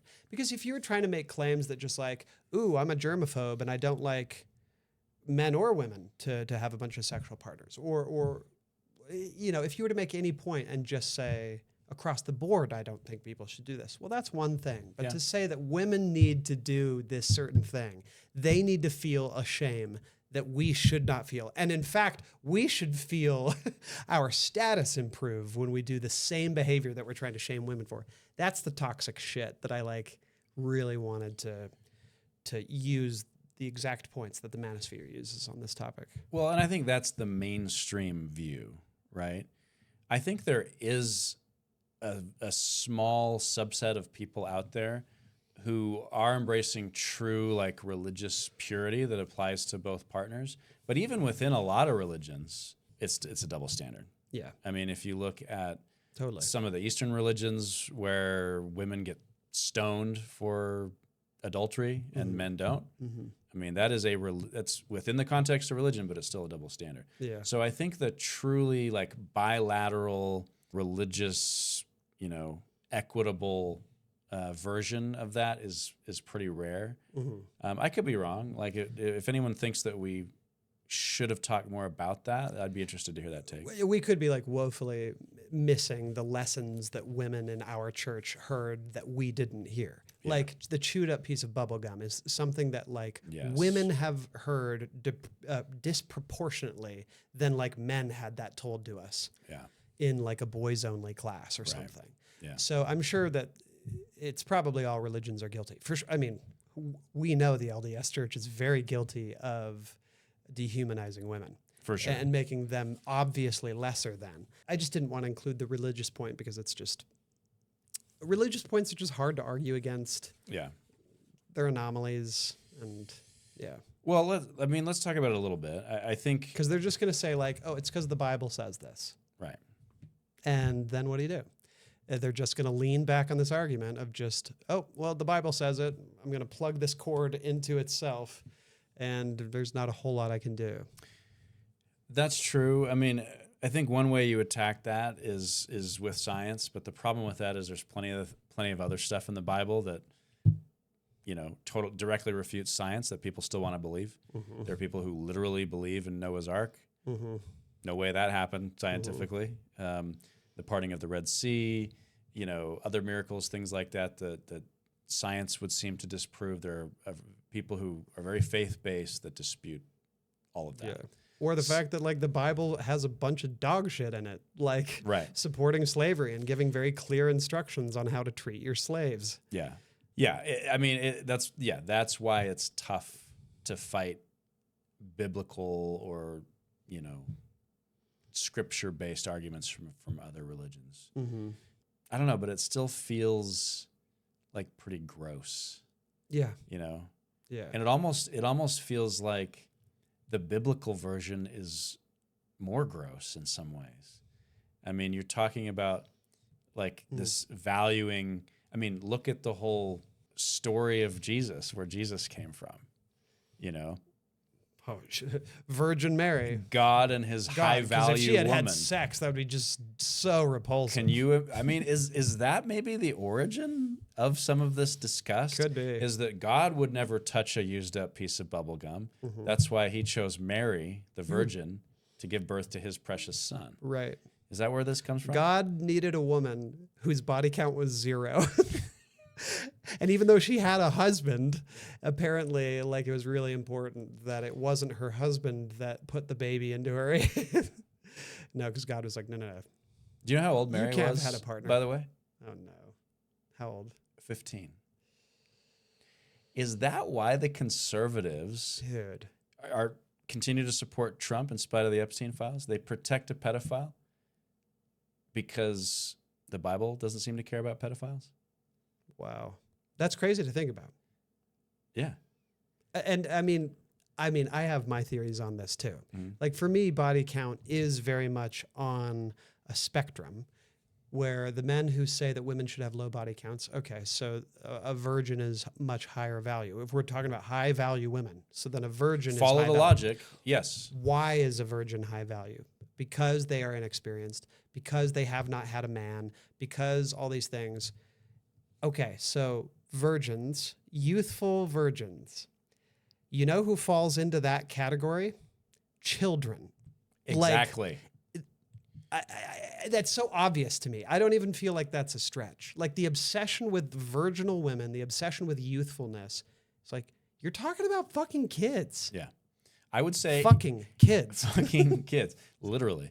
If you are a man who values that youthful, inexperienced, virginal young woman, I'd say you're a lot closer to the Epstein files than you are to the Bible. 100%. Yeah. Or maybe you're Or on, maybe both. Maybe on the pages that overlap.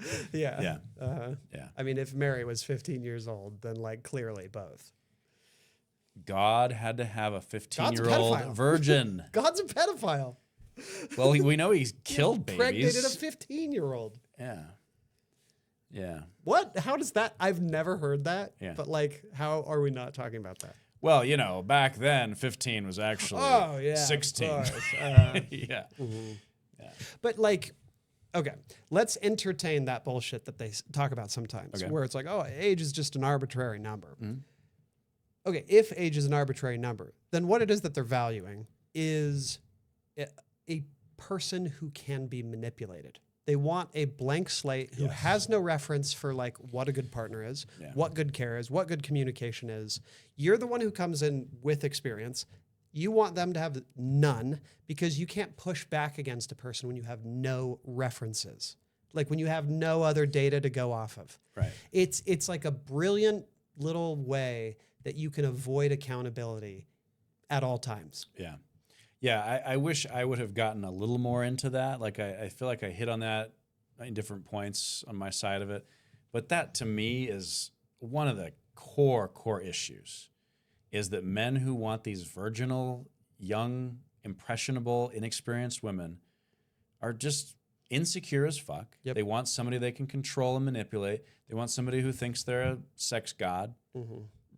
Whether they are or they aren't, they're probably not. If they want to be dating and marrying a virgin, that's what they want. They're not looking for a peer. They're not looking for a partner. They're not looking for an equal. They're looking for a piece of property.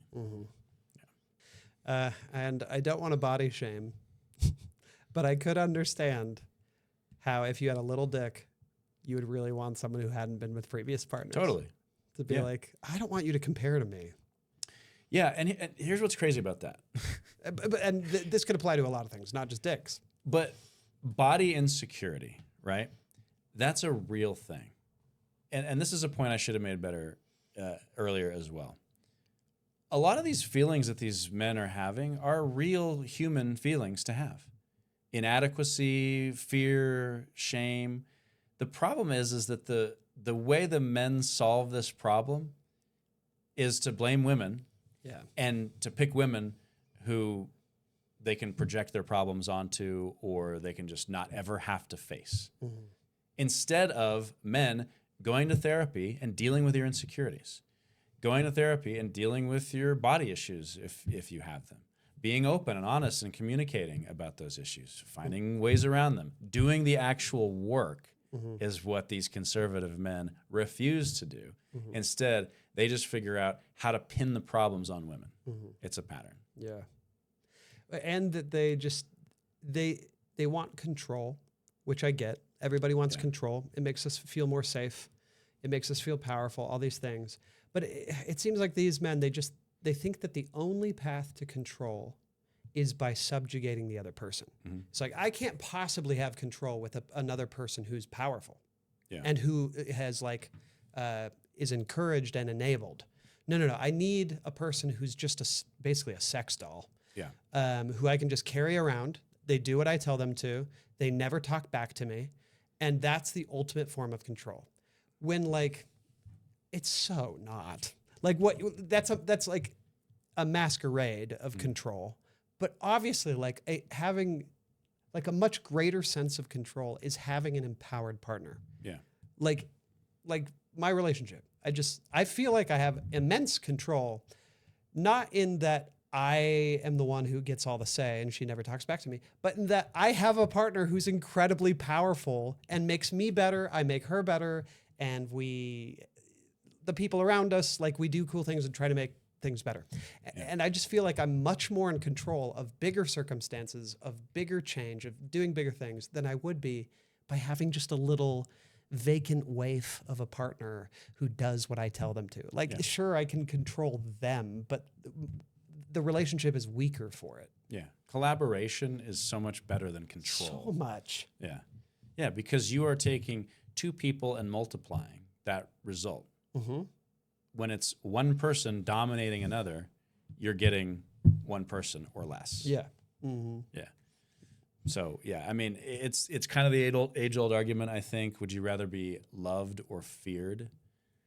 And there are legitimately a lot of people who I don't necessarily think they want to be feared. It's that they don't know how to be loved. Yeah. Or they're not capable of inspiring love. And so fear is all they've got. Right. Yeah. And you feel bad for those people because like immediately I go to like, what was your upbringing like? Yeah. Where like the parents that maybe you loved, your relationship with them was fear. Mm-hmm. And it makes me instantly sad for that person. I mean, scarcity mindset comes from fear, right? I mean, that was part of my opening statement, was to talk about how body count is rooted in fear. Mm-hmm. That's where all of this comes from. Yeah. Insecurity, scarcity, all of that. Mm-hmm. Yeah. Oh, so getting right back to like the meat of the issue, though, literally. So this is about sex, and so we're talking about collaboration.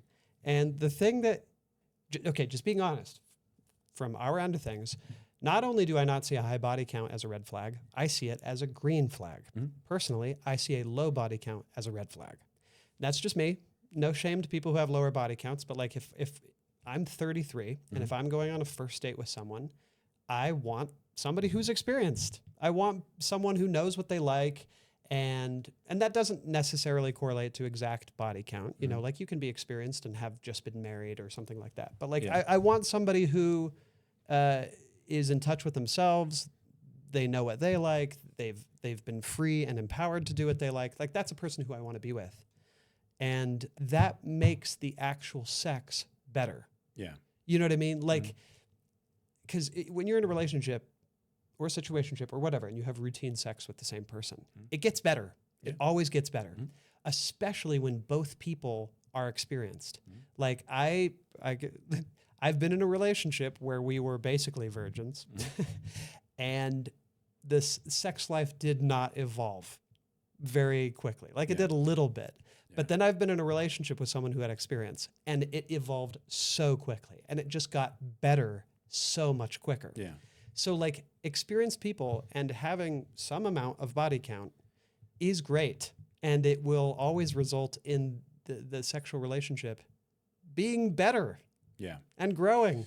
Well, okay, so I think what you're really talking about is experience. Okay. Experience matters. Body count does not matter. Okay. Because the progressive side of this to me is that body count just really doesn't matter, because progressives are able to understand nuance. And so you go sit down on that first date, and the person you're with says, "Oh yeah, I've only had 3 sexual partners." I don't think that's actually going to be a red flag to you, because maybe I guess it depends on what they say. If the person says, "Yeah, I got married young, and we were married for 15 years, and that was my only sexual partner, and now in this last year, I've been with 2 other people." And in that 15-year marriage, maybe I had great sex. Right. And you're going to probably ask about that, and you're probably going to talk about that. And one of the things that we kept coming back to in our Steelman was the conservative character you were portraying, admitting that he didn't give a shit about her. He only cares about him. And that's where body count, I think, factors in here. Because if you are a progressive man who understands nuance and who actually cares about the other person, what does the other person learn by a 15-year relationship of having sex with one man, let's say? Do they learn what men like, or do they learn what they like? That's a good question. Yeah. They learn what they like, right? The woman learns what she likes, what works for her in that 15-year period. She's only been with one man. So she's not going to learn all these little tricks and things that work for lots of different men. She's going to learn what works for her partner, and that's great. But more importantly, she's going to learn what works for her. Yeah. You're her new partner. You can teach her very quickly what works for you. You can't teach her what works for her. You can explore and experiment together and learn those things. So if you're a progressive man who who cares about nuance and cares about other people, you're not bothered by the fact that she's been with one partner in a 15-year marriage, or you're not bothered with whether she's been with 15 partners in 1 year. Mm-hmm. What you care about is that she knows what she likes. She knows what works for her, so that the two of you can enjoy that together, because you already know it works for you. Yeah. Mm-hmm. Exactly. Yeah. And so I think we've had a couple topics that did come down to like collaboration versus control. Yeah, that's true. And this definitely is one of those. I agree. Mm-hmm. What do you think was the strongest conservative point? And I'll tell you what I think it was, because the only one that gave me trouble was when you were trying to draw the line on body count. You're trying to make Like that... how many is too many? Right. You're trying to make that point of, hey, at some point, you are going to have a problem with body count. We didn't get into extreme hypotheticals, but you could have. We said 1,000. I don't even think that's that extreme. I mean, it's pretty uncommon, for sure. As we discussed, the average is 9 for a lifetime, or 8 or 9, something like that. But your point, I thought, was interesting and a little challenging. There is a point at which the logic breaks down. Mm-hmm. If I was 22 years old and I was going out with a 21-year-old and she told me that she had 10,000 sexual partners, yes, I would have a problem with that. You know, I would question, like, well, what have you been doing with your time to be able to have 10,000 sexual partners in the last, few years? Or how early did you start? Was there trauma associated with that? That would make me ask a lot of questions, and it would make me uncomfortable. So I think it's a valid point. And then the point you made about the survey was a pretty good point. If we did an anonymous survey with people watching this podcast or this clip and said, okay, like, what's the number? And maybe we should do that. I don't know if you have the ability to do that. You can do a poll on Spotify. Yeah. So that could be pretty interesting. Go answer the poll. If you're listening to this right now, go answer the poll. Yeah. Because I think you're right. Like, I think in spite of all of the wonderful science and great logical academic arguments that favor the progressive viewpoint on this, I do think that a lot of people on both sides do get triggered at some point of having that like feeling of like disgust maybe, or at least uncertainty, or like, whoa, okay, that is a bit of a red flag. Not necessarily like you're gross or you're for the streets, but like, hey, tell me more about that, because I'm not sure our values are aligned. I mean, Right. what do you think about that? Well, I have a couple of thoughts racing through my head about it. Personally, I don't see anything wrong with it. Like, I definitely don't think it's immoral in any way. And personally, I don't really know if there's a number that would evoke disgust if I knew that they're like healthy. Yeah. Sexually healthy. If they're sexually healthy, there's not really any disgust there. The difference, though, would be in lifestyle. Yeah. And there's nothing wrong with that. But like, if I'm on a first date with someone, it would be the same as if like they're super jacked. I know they're going to be spending, let's say 25% of their time in the gym. And that doesn't align with my lifestyle. And eating a certain way. Yeah. And that just doesn't align with my lifestyle. Yeah. Or if went on a date with someone and they have logged 10,000 hours of Call of Duty.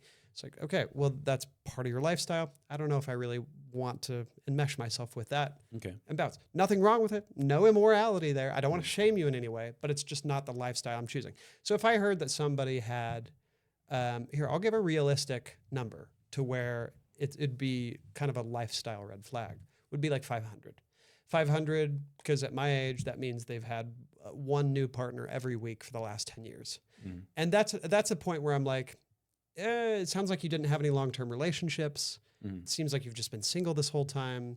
And it doesn't seem like you've had much consistency in this realm. That doesn't super align with what I'm doing. No shame, no whatever. Yeah. But it's just not for me. Yeah. Yeah. No, I think that's perfectly fair. And we kind of went through that in the ring a little bit, where my counter to that was, hey, you're talking about a compatibility thing, and that's not what conservative men are talking about. Right. When they talk They're about talking body about a count. moral thing. They're talking about like a status and value as a human being thing. Yeah. Okay. Yeah. But like, even when I hear about Bonnie Blue, and here's kind of a funny point too. When they talk about the high value man thing, personally, like if I were to create a scenario that would make me feel like a high value man, the one that seems like it would do it would be like if there was a woman whose body count was 10,000 and I got her to settle down with me, that feels like it proves my status more than anything. But to find some like little, we gotta be careful, what 18-year-old who hasn't had sex with anyone and to be like, wow, I'm the champion of someone who has zero experience. It's like, what? It's like, I would rather beat the person who's played 10,000 games of chess than beat the person who's never played chess. That's the point I was trying to make about the Oklahoma City Thunder beating your high school team. Okay. Yeah, I probably didn't make it very well. Yeah. No, when I'm in the ring, I just have like blind rage. Conservative rage. But that's just, like, I don't really obsess over like high value in the whole like economy of partners as much as conservatives do. But if I were to, that's the first thing I think of is like, wouldn't it be better to like the conquest of people who have tons of experience, who have seen a million dicks, who have had sex with and they want people, yours and they landed on for the rest of their life having sex with you, for a and while. you were the one that they were like, cool, Yeah. let's do this, let's tie the knot. Damn. Yeah, that's a great point. Yeah, that's a really good point. But to be like, no, it's the ultimate sign of my masculinity. prowess. Yeah, and my prowess is to find a fucking kid. Yeah. 18-year-olds are kids. That's a child. I'm sorry. Yeah, I agree. they're children. Yeah. So, yeah. I agree. And speaking of children, I'm a girl dad. And I think one of the things that pisses me off the most is when I see these conservative influencers be like, well, you know, if she wants to be out slutting around making money, like, that's fine. Or like, oh, yeah, I'll promote her OnlyFans because I'm about making money. But like, no wife of mine and no child of mine is ever going to be out slutting around like that. Mm-hmm. That fucking boils my blood. Mm-hmm. Because that's these men implying or just outright stating that they know what's best for the bodies of these women and girls. And that they're going to control them. That they're going to control them. Yeah. Yes, it's reinforcing that old myth that's now a myth about women being property and having value associated with that. It's these dads thinking that, like, you know, asking questions like, well, would you be okay with your daughter sleeping with 1,000 men? And I'm like, I want my daughter to be happy and healthy. That's all I care about. So as a father, what I'm going to do with all my girls is I'm going to teach them about sex. I'm going to teach them to be sex positive. I'm going to teach them to not be ashamed of sex or their bodies. I'm going to teach them to be educated about STIs, about protection, birth control, communication. I'm going to teach them to be incredibly healthy about sex. And that's what's going to ensure their health, their happiness, and everything. Yeah. Being a fucking toxic, controlling piece of shit who's trying to police who your daughters sleep with is A, creepy as fuck. Yes. Creepy as fuck. And B, you are doing far more harm to that daughter by reinforcing those outdated attitudes about sex than any of those 1,000 sexual partners is likely to do to her. Yes. Yes. And that's, okay, I love that point. Like, that creepy, controlling dad is way more damaging than any amount of partners could be. Yeah. Just like the conservatives want to try and bring up statistics about, like, well, if they've had this many partners, the divorce rates are this much more likely. What about having a piece of shit, domestic abusing, MAGA fucking husband? Right. That is somebody who's going to increase the likelihood of divorce rates and dissatisfaction in marriage. How about we talk about personal philosophy before we talk about some arbitrary metric like fucking body count? Right. These men are pathetic. And by the way, that conservative man has financially, physically, and emotionally abused you to the point where you cannot escape that marriage. And that the length of that marriage is the metric you're using to measure their happiness. That's fucking insane. Yeah. And that's the problem with that Wheatley study that we talked about so much tonight, is it's a flawed premise. It's like, oh, we're going to take these highly religious people and measure their happiness by how long they stayed married, when the religion that brainwashed them from birth to stay married forever is the one that they're in. I mean, that's just, it's crazy. And that's the study that gets fucking cited by all these conservatives. It's crazy. It's ridiculous. Yeah. Also, isn't like prioritizing virgins or just people with super low body counts, isn't it also just a form of like automatic grooming? Yeah. Like a virgin is ready to be groomed. And like, honestly, maybe this isn't a fair characterization because there are lots of people who get married and only have sex with one person. But it just feels like grooming because this person has no other reference. You are it. And they are shoehorned into one existence and nothing else. Maybe I don't totally understand grooming, but to me, it kind of feels like that's the value of a blank slate. I think it can be. I can speak from experience on this. I got married at 23. Oh, okay. And no, I haven't groomed anybody. Is that? You just said I could speak. I can speak from experience about grooming. Oh, okay. No, that's not what How I meant. old was she? She was 21. I was 23. She was 21. Both We were virgins? Mormon, both virgins. Wow. Yeah. So we did this whole thing that we're talking about right now. We did it. In that case, no. Were you virgins at the time of your temple marriage? Yeah. Yeah. You've heard the whole like when two virgins go through the temple, Angel Moroni blows his horn. That's why you've never heard it. What? Oh. Okay, that's good. I've heard that ever since I was a kid. That's pretty good. I've only heard the one about if you don't want a Mormon to drink your beer, make sure you invite 2 Mormons on your fishing trip. Wow, what? Yeah. That's funny. Yeah, that's good.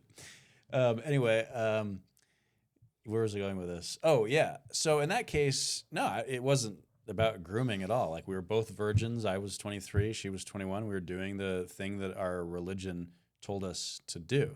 Mm-hmm. Did that have anything to do with you were both groomed the happiness in by our the marriage? church? No, like it did not at all. Mm-hmm. The marriage eventually didn't last, but that had nothing to do with like that aspect of it. It's because you had high body counts. Yeah, exactly. Yeah. All 0. Yeah, 0, total of 0. So yeah, like in that case, no, I don't think there's any grooming involved. But I think what you're talking about is like that, like 25 to 30-year-old conservative man who's looking for an 18 to 19-year-old virgin or very low body count, high value child. Mm-hmm. I think that's what you're talking about, and that happens a lot. Okay. And I mean, I think that's kind of what the manosphere is valuing. Mm-hmm. Is like, go find that woman who's humble, submissive, hot, and not used up. Mm-hmm. Right? Yeah. Isn't that what they're really saying? Mm-hmm.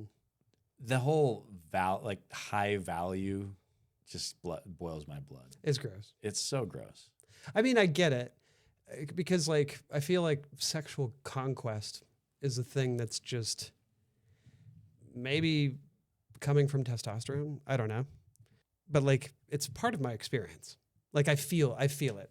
Like I'm not proud to admit it, and it's not something I'm trying to align myself with. But I'm just saying that like I've felt that sexual conquest thing where it's like, because I went on a date with this person, or maybe because I was in a relationship with a certain person, it made me feel really good as a man, like made me feel high status. Yeah. And that's kind of the conquest thing. And so I definitely get that. But to me, I just think you need to point that in better directions. Like the conquest should be like socializing with really cool people who are good people. Like that raises your status. And that's a form of conquest, I guess, where it's like, all my friends are really cool people. They're great people. But instead, the body count people, it's like their conquest is clearly weird shit.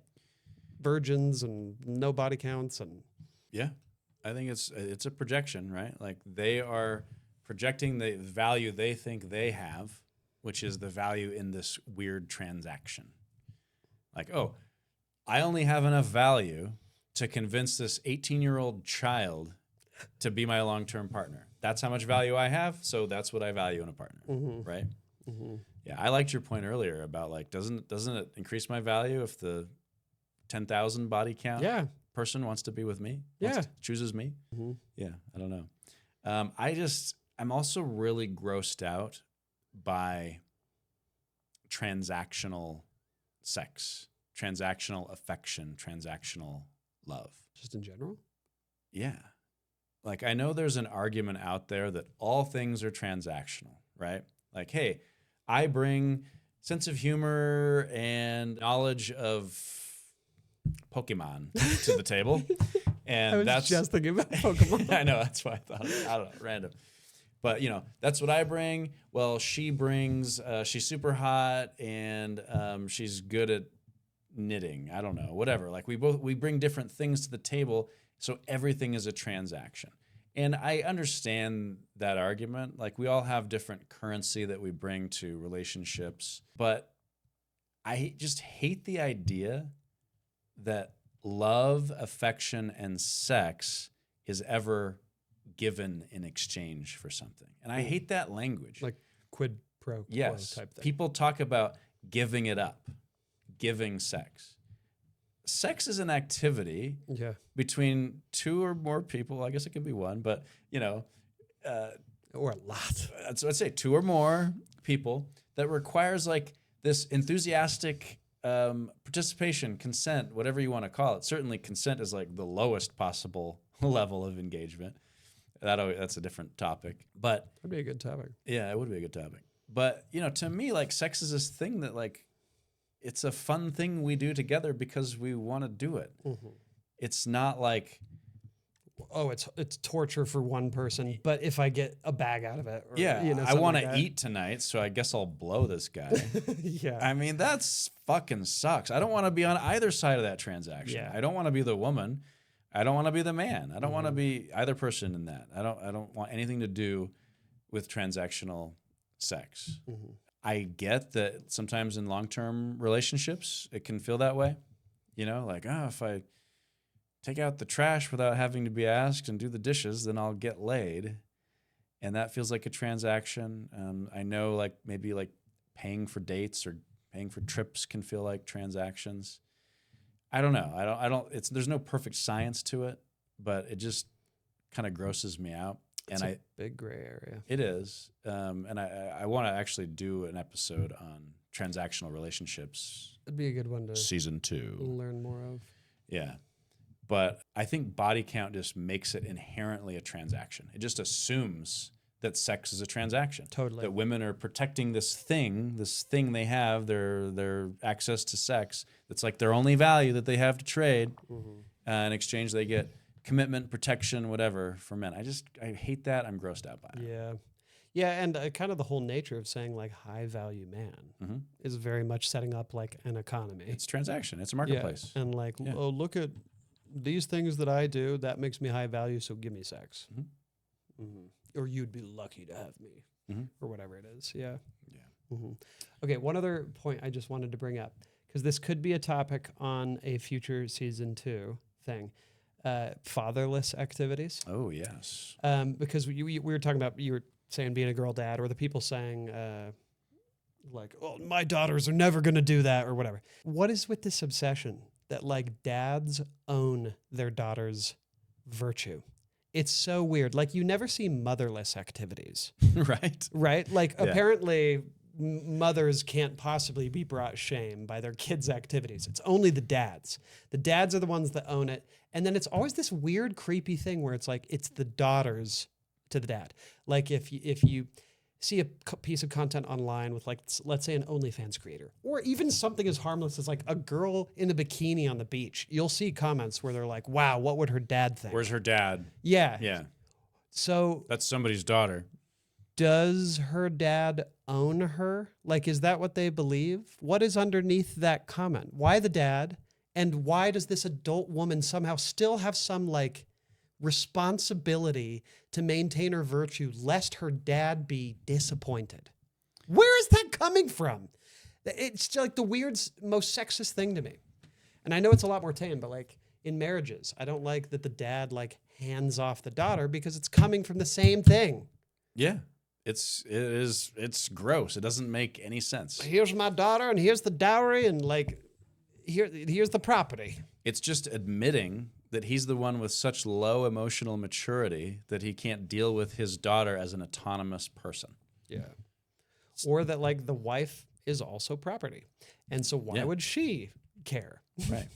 It's only the dad that is the arbiter of the whole family's values and ethics. Yeah, it's his job to police the value of his property And within that sexist, gross system, his property has more value if it's virtuous, if it's pure, if it's virginal, and if it's modest. Modesty. We didn't really talk about modesty culture, but it's the same shit. Yeah. But also, and like this is kind of our purity culture conversation. But like take this dad thing to the full extreme of what we see in some cultures in the world, where like daughters get checks, like vaginal checks for hymens.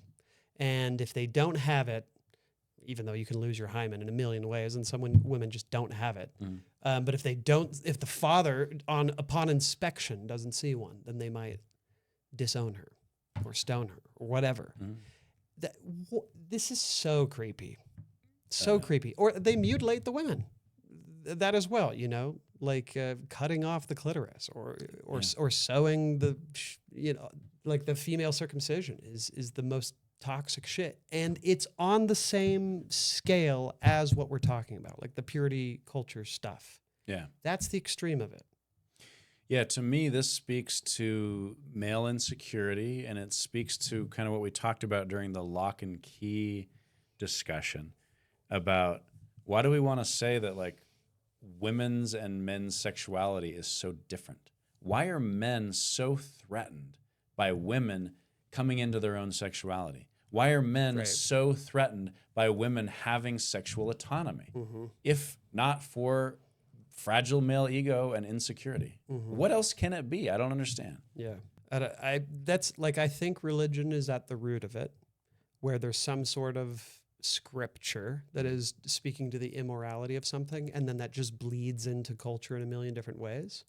Because I don't, with a lot of the things that we talk about, that we argue about, that we defend, that we whatever, I can understand like psychologically how you land on certain things. Like I get how a person feels disgust when they hear, buying used underwear, or a person with a body count of 10,000, or what we've talked about in the past, like homophobia, people who look different than you. Like all of these things are very basic psychological responses that I can at least empathize with and be like, oh, okay. Yeah. I get that. Like an immature person might have these things happen. But with body count, it does feel like an agenda. That's not naturally occurring. Yeah. That it's just a gross thing that people are taught. Because a lot of those other things are a little bit more natural. But with this one, it's like, this is just some bullshit. You know? Do you think it has anything to do with men's desperate need to escape accountability? Yeah. Yeah. Or they don't want to face jealousy. Yeah. I think both. The accountability side of it being like, oh, if men are making sexual mistakes, it's women's fault. Women are sluts. Women are immodest. Women are tempting men. That's the difference in sexuality. They're gatekeeping this thing that men just have to have. Men are just disgusting animals. What was she wearing? Right. Yeah. You know. And so it's somehow women's job to gatekeep that. And if men go and take it anyway, good for them. Yeah. And shame on her. Right. What the fuck? Like, ego is a very, very powerful thing, right? But in a society built by men, men have built structures to protect their ego. And I think body count is just another in a long line of those structures, ways they can push the accountability and the responsibility off to women and say, no, it's your fault. You're gross. You're for the streets. You're a slut. I'm a king if I can conquer and get as much pussy as I can. Yeah, I'm high value for doing the same exact thing that makes you a whore. Yep. That's just another way men protect their fragile egos. And it's just more proof that our society has been built by men and for men for always. Yeah. And it's got to change. It's gross. It's always bizarre, these different ways that like such obviously hypocritical behavior and shaming can manifest. Yeah. It's like men and women want to have sex. Like, I'm so glad that you made that point. That's like such a huge point. It's like, Okay, in all of your comparisons to inanimate objects, in all of your comparisons to Dirty underwear, women being the gatekeeper, cars, chewed up people, locks and keys. bubblegum, at no point are conservatives acknowledging that like women are humans who enjoy sex. Why would they gatekeep a thing that they love to do? Yeah. What? They want to be heroes just like the men are and having a lot of good sex. Exactly. Yeah. It's just one more way men dehumanize women. Right. Oh, well, they're not human beings. They're just property. How could my car enjoy being driven? It's an inanimate piece of junk. Oh, that's horrible, but true. Right? Yeah. And it's like, it's men placing their needs higher than a woman's about the woman. Yeah. It's like, I need to project my needs onto your entire lifestyle. And that needs to be a higher priority to you than your own needs. Yeah. Oh, I know that you want to have sex at some point in your life, but I want a low body count. Mm-hmm. So when we get together in 10 years from now, you better have respected my desires in the 10 years we didn't know each other. Oh, yeah. Yeah. Until we get together. You should have anticipated this whole thing. Right. Yeah. No, I think the comparison with a car is actually very telling. Because look at how men treat their women in comparison to how they treat their automobiles. They think they can just go stick in a key and it turns right on, right? Mm-hmm. They think I just put gas in it, it's going to go. So I just, feed my woman and give her a garage to live in, go stick my key in whenever I want. She's turned on and she's revved up and she's ready to go. Her job is when I step on the gas, she goes. Mm-hmm. When I hit the brake, she stops. Mm-hmm. That's how they look at a woman. That's how they treat their cars. And in a lot of cases, they fucking treat their cars better than they treat their women. Right. It's gross. Mm-hmm. Fuck that. This is what I have you here for. Mm-hmm. You have a purpose, and I need you to fulfill that purpose. Yeah. And I don't want you to do anything other than that. Right. And if I have enough value, I'm going to go buy a brand new one that doesn't have any miles on it. Yeah, yeah. And I'm going to keep doing that every 3 to 5 years if I'm high value enough, right? Uh-huh. Yeah. And I'm going to take you to the dump. Mm-hmm. Yeah. As soon as you get too many miles, I'm going to trade you in. Yep. And let somebody else lower value buy you. Right. Yeah. Mm. Nice analogy. Yeah. All right. Get on this dick. Yeah. You know you like You want this dick. Okay, so I feel really good about that. I'm wondering if we maybe missed some points. If we did, let us know. But I think that was pretty good. Feels like we always miss something. We watch it back and we say, I wish I would have said this. I wish I would have said that. I am very passionate about this topic, so I'm sure there'll be criticisms I'll have. I hope I was properly villainous. You did a fucking great job. Like, I know how hard it is to defend something that shitty. That's how I felt on the homophobia side. Mm-hmm. I think you're likely to watch this episode and just be like, oh my God. And the comments are going to be rough. Yeah, it'll be brutal. But I think you presented a fair and reasonable Steelman in that the points you made are the points that conservatives are making about body count. And then you did your best to defend those points. And it's hard because they're not very defensible.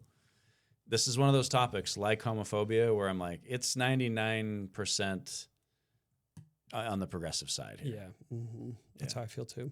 Yeah. Okay. Well, we will see. We shall see. But that was great. And we need to decide on an outro. I don't know. We need to come up with something. One of us is conservative. One of us is progressive. Gay. We'll see you next time for an episode of Fallacies. That's so fucking bad. I want to No, kill myself. that one's not good? Okay. No. Fallacies. Fallacies. Fallacies. How long before we get a cease and desist letter From Vince Gilligan? Yeah. That would be the ultimate sign It of would respect, be. honestly. Vince Gilligan would be so down with what we're doing. Could we get Jake Paul on the show? Not Jake Paul. Aaron Paul. God, dude. You really assumed the conservative position there. Aaron Paul. Can we get Aaron Paul on the show, please? It's sick, yo. It's lit. Yo, Mr. White, have you seen my house? Come on. Come on. Come on. Fallacies, fallacies, fallacies, fallacies, fallacies, fallacies, fallacies.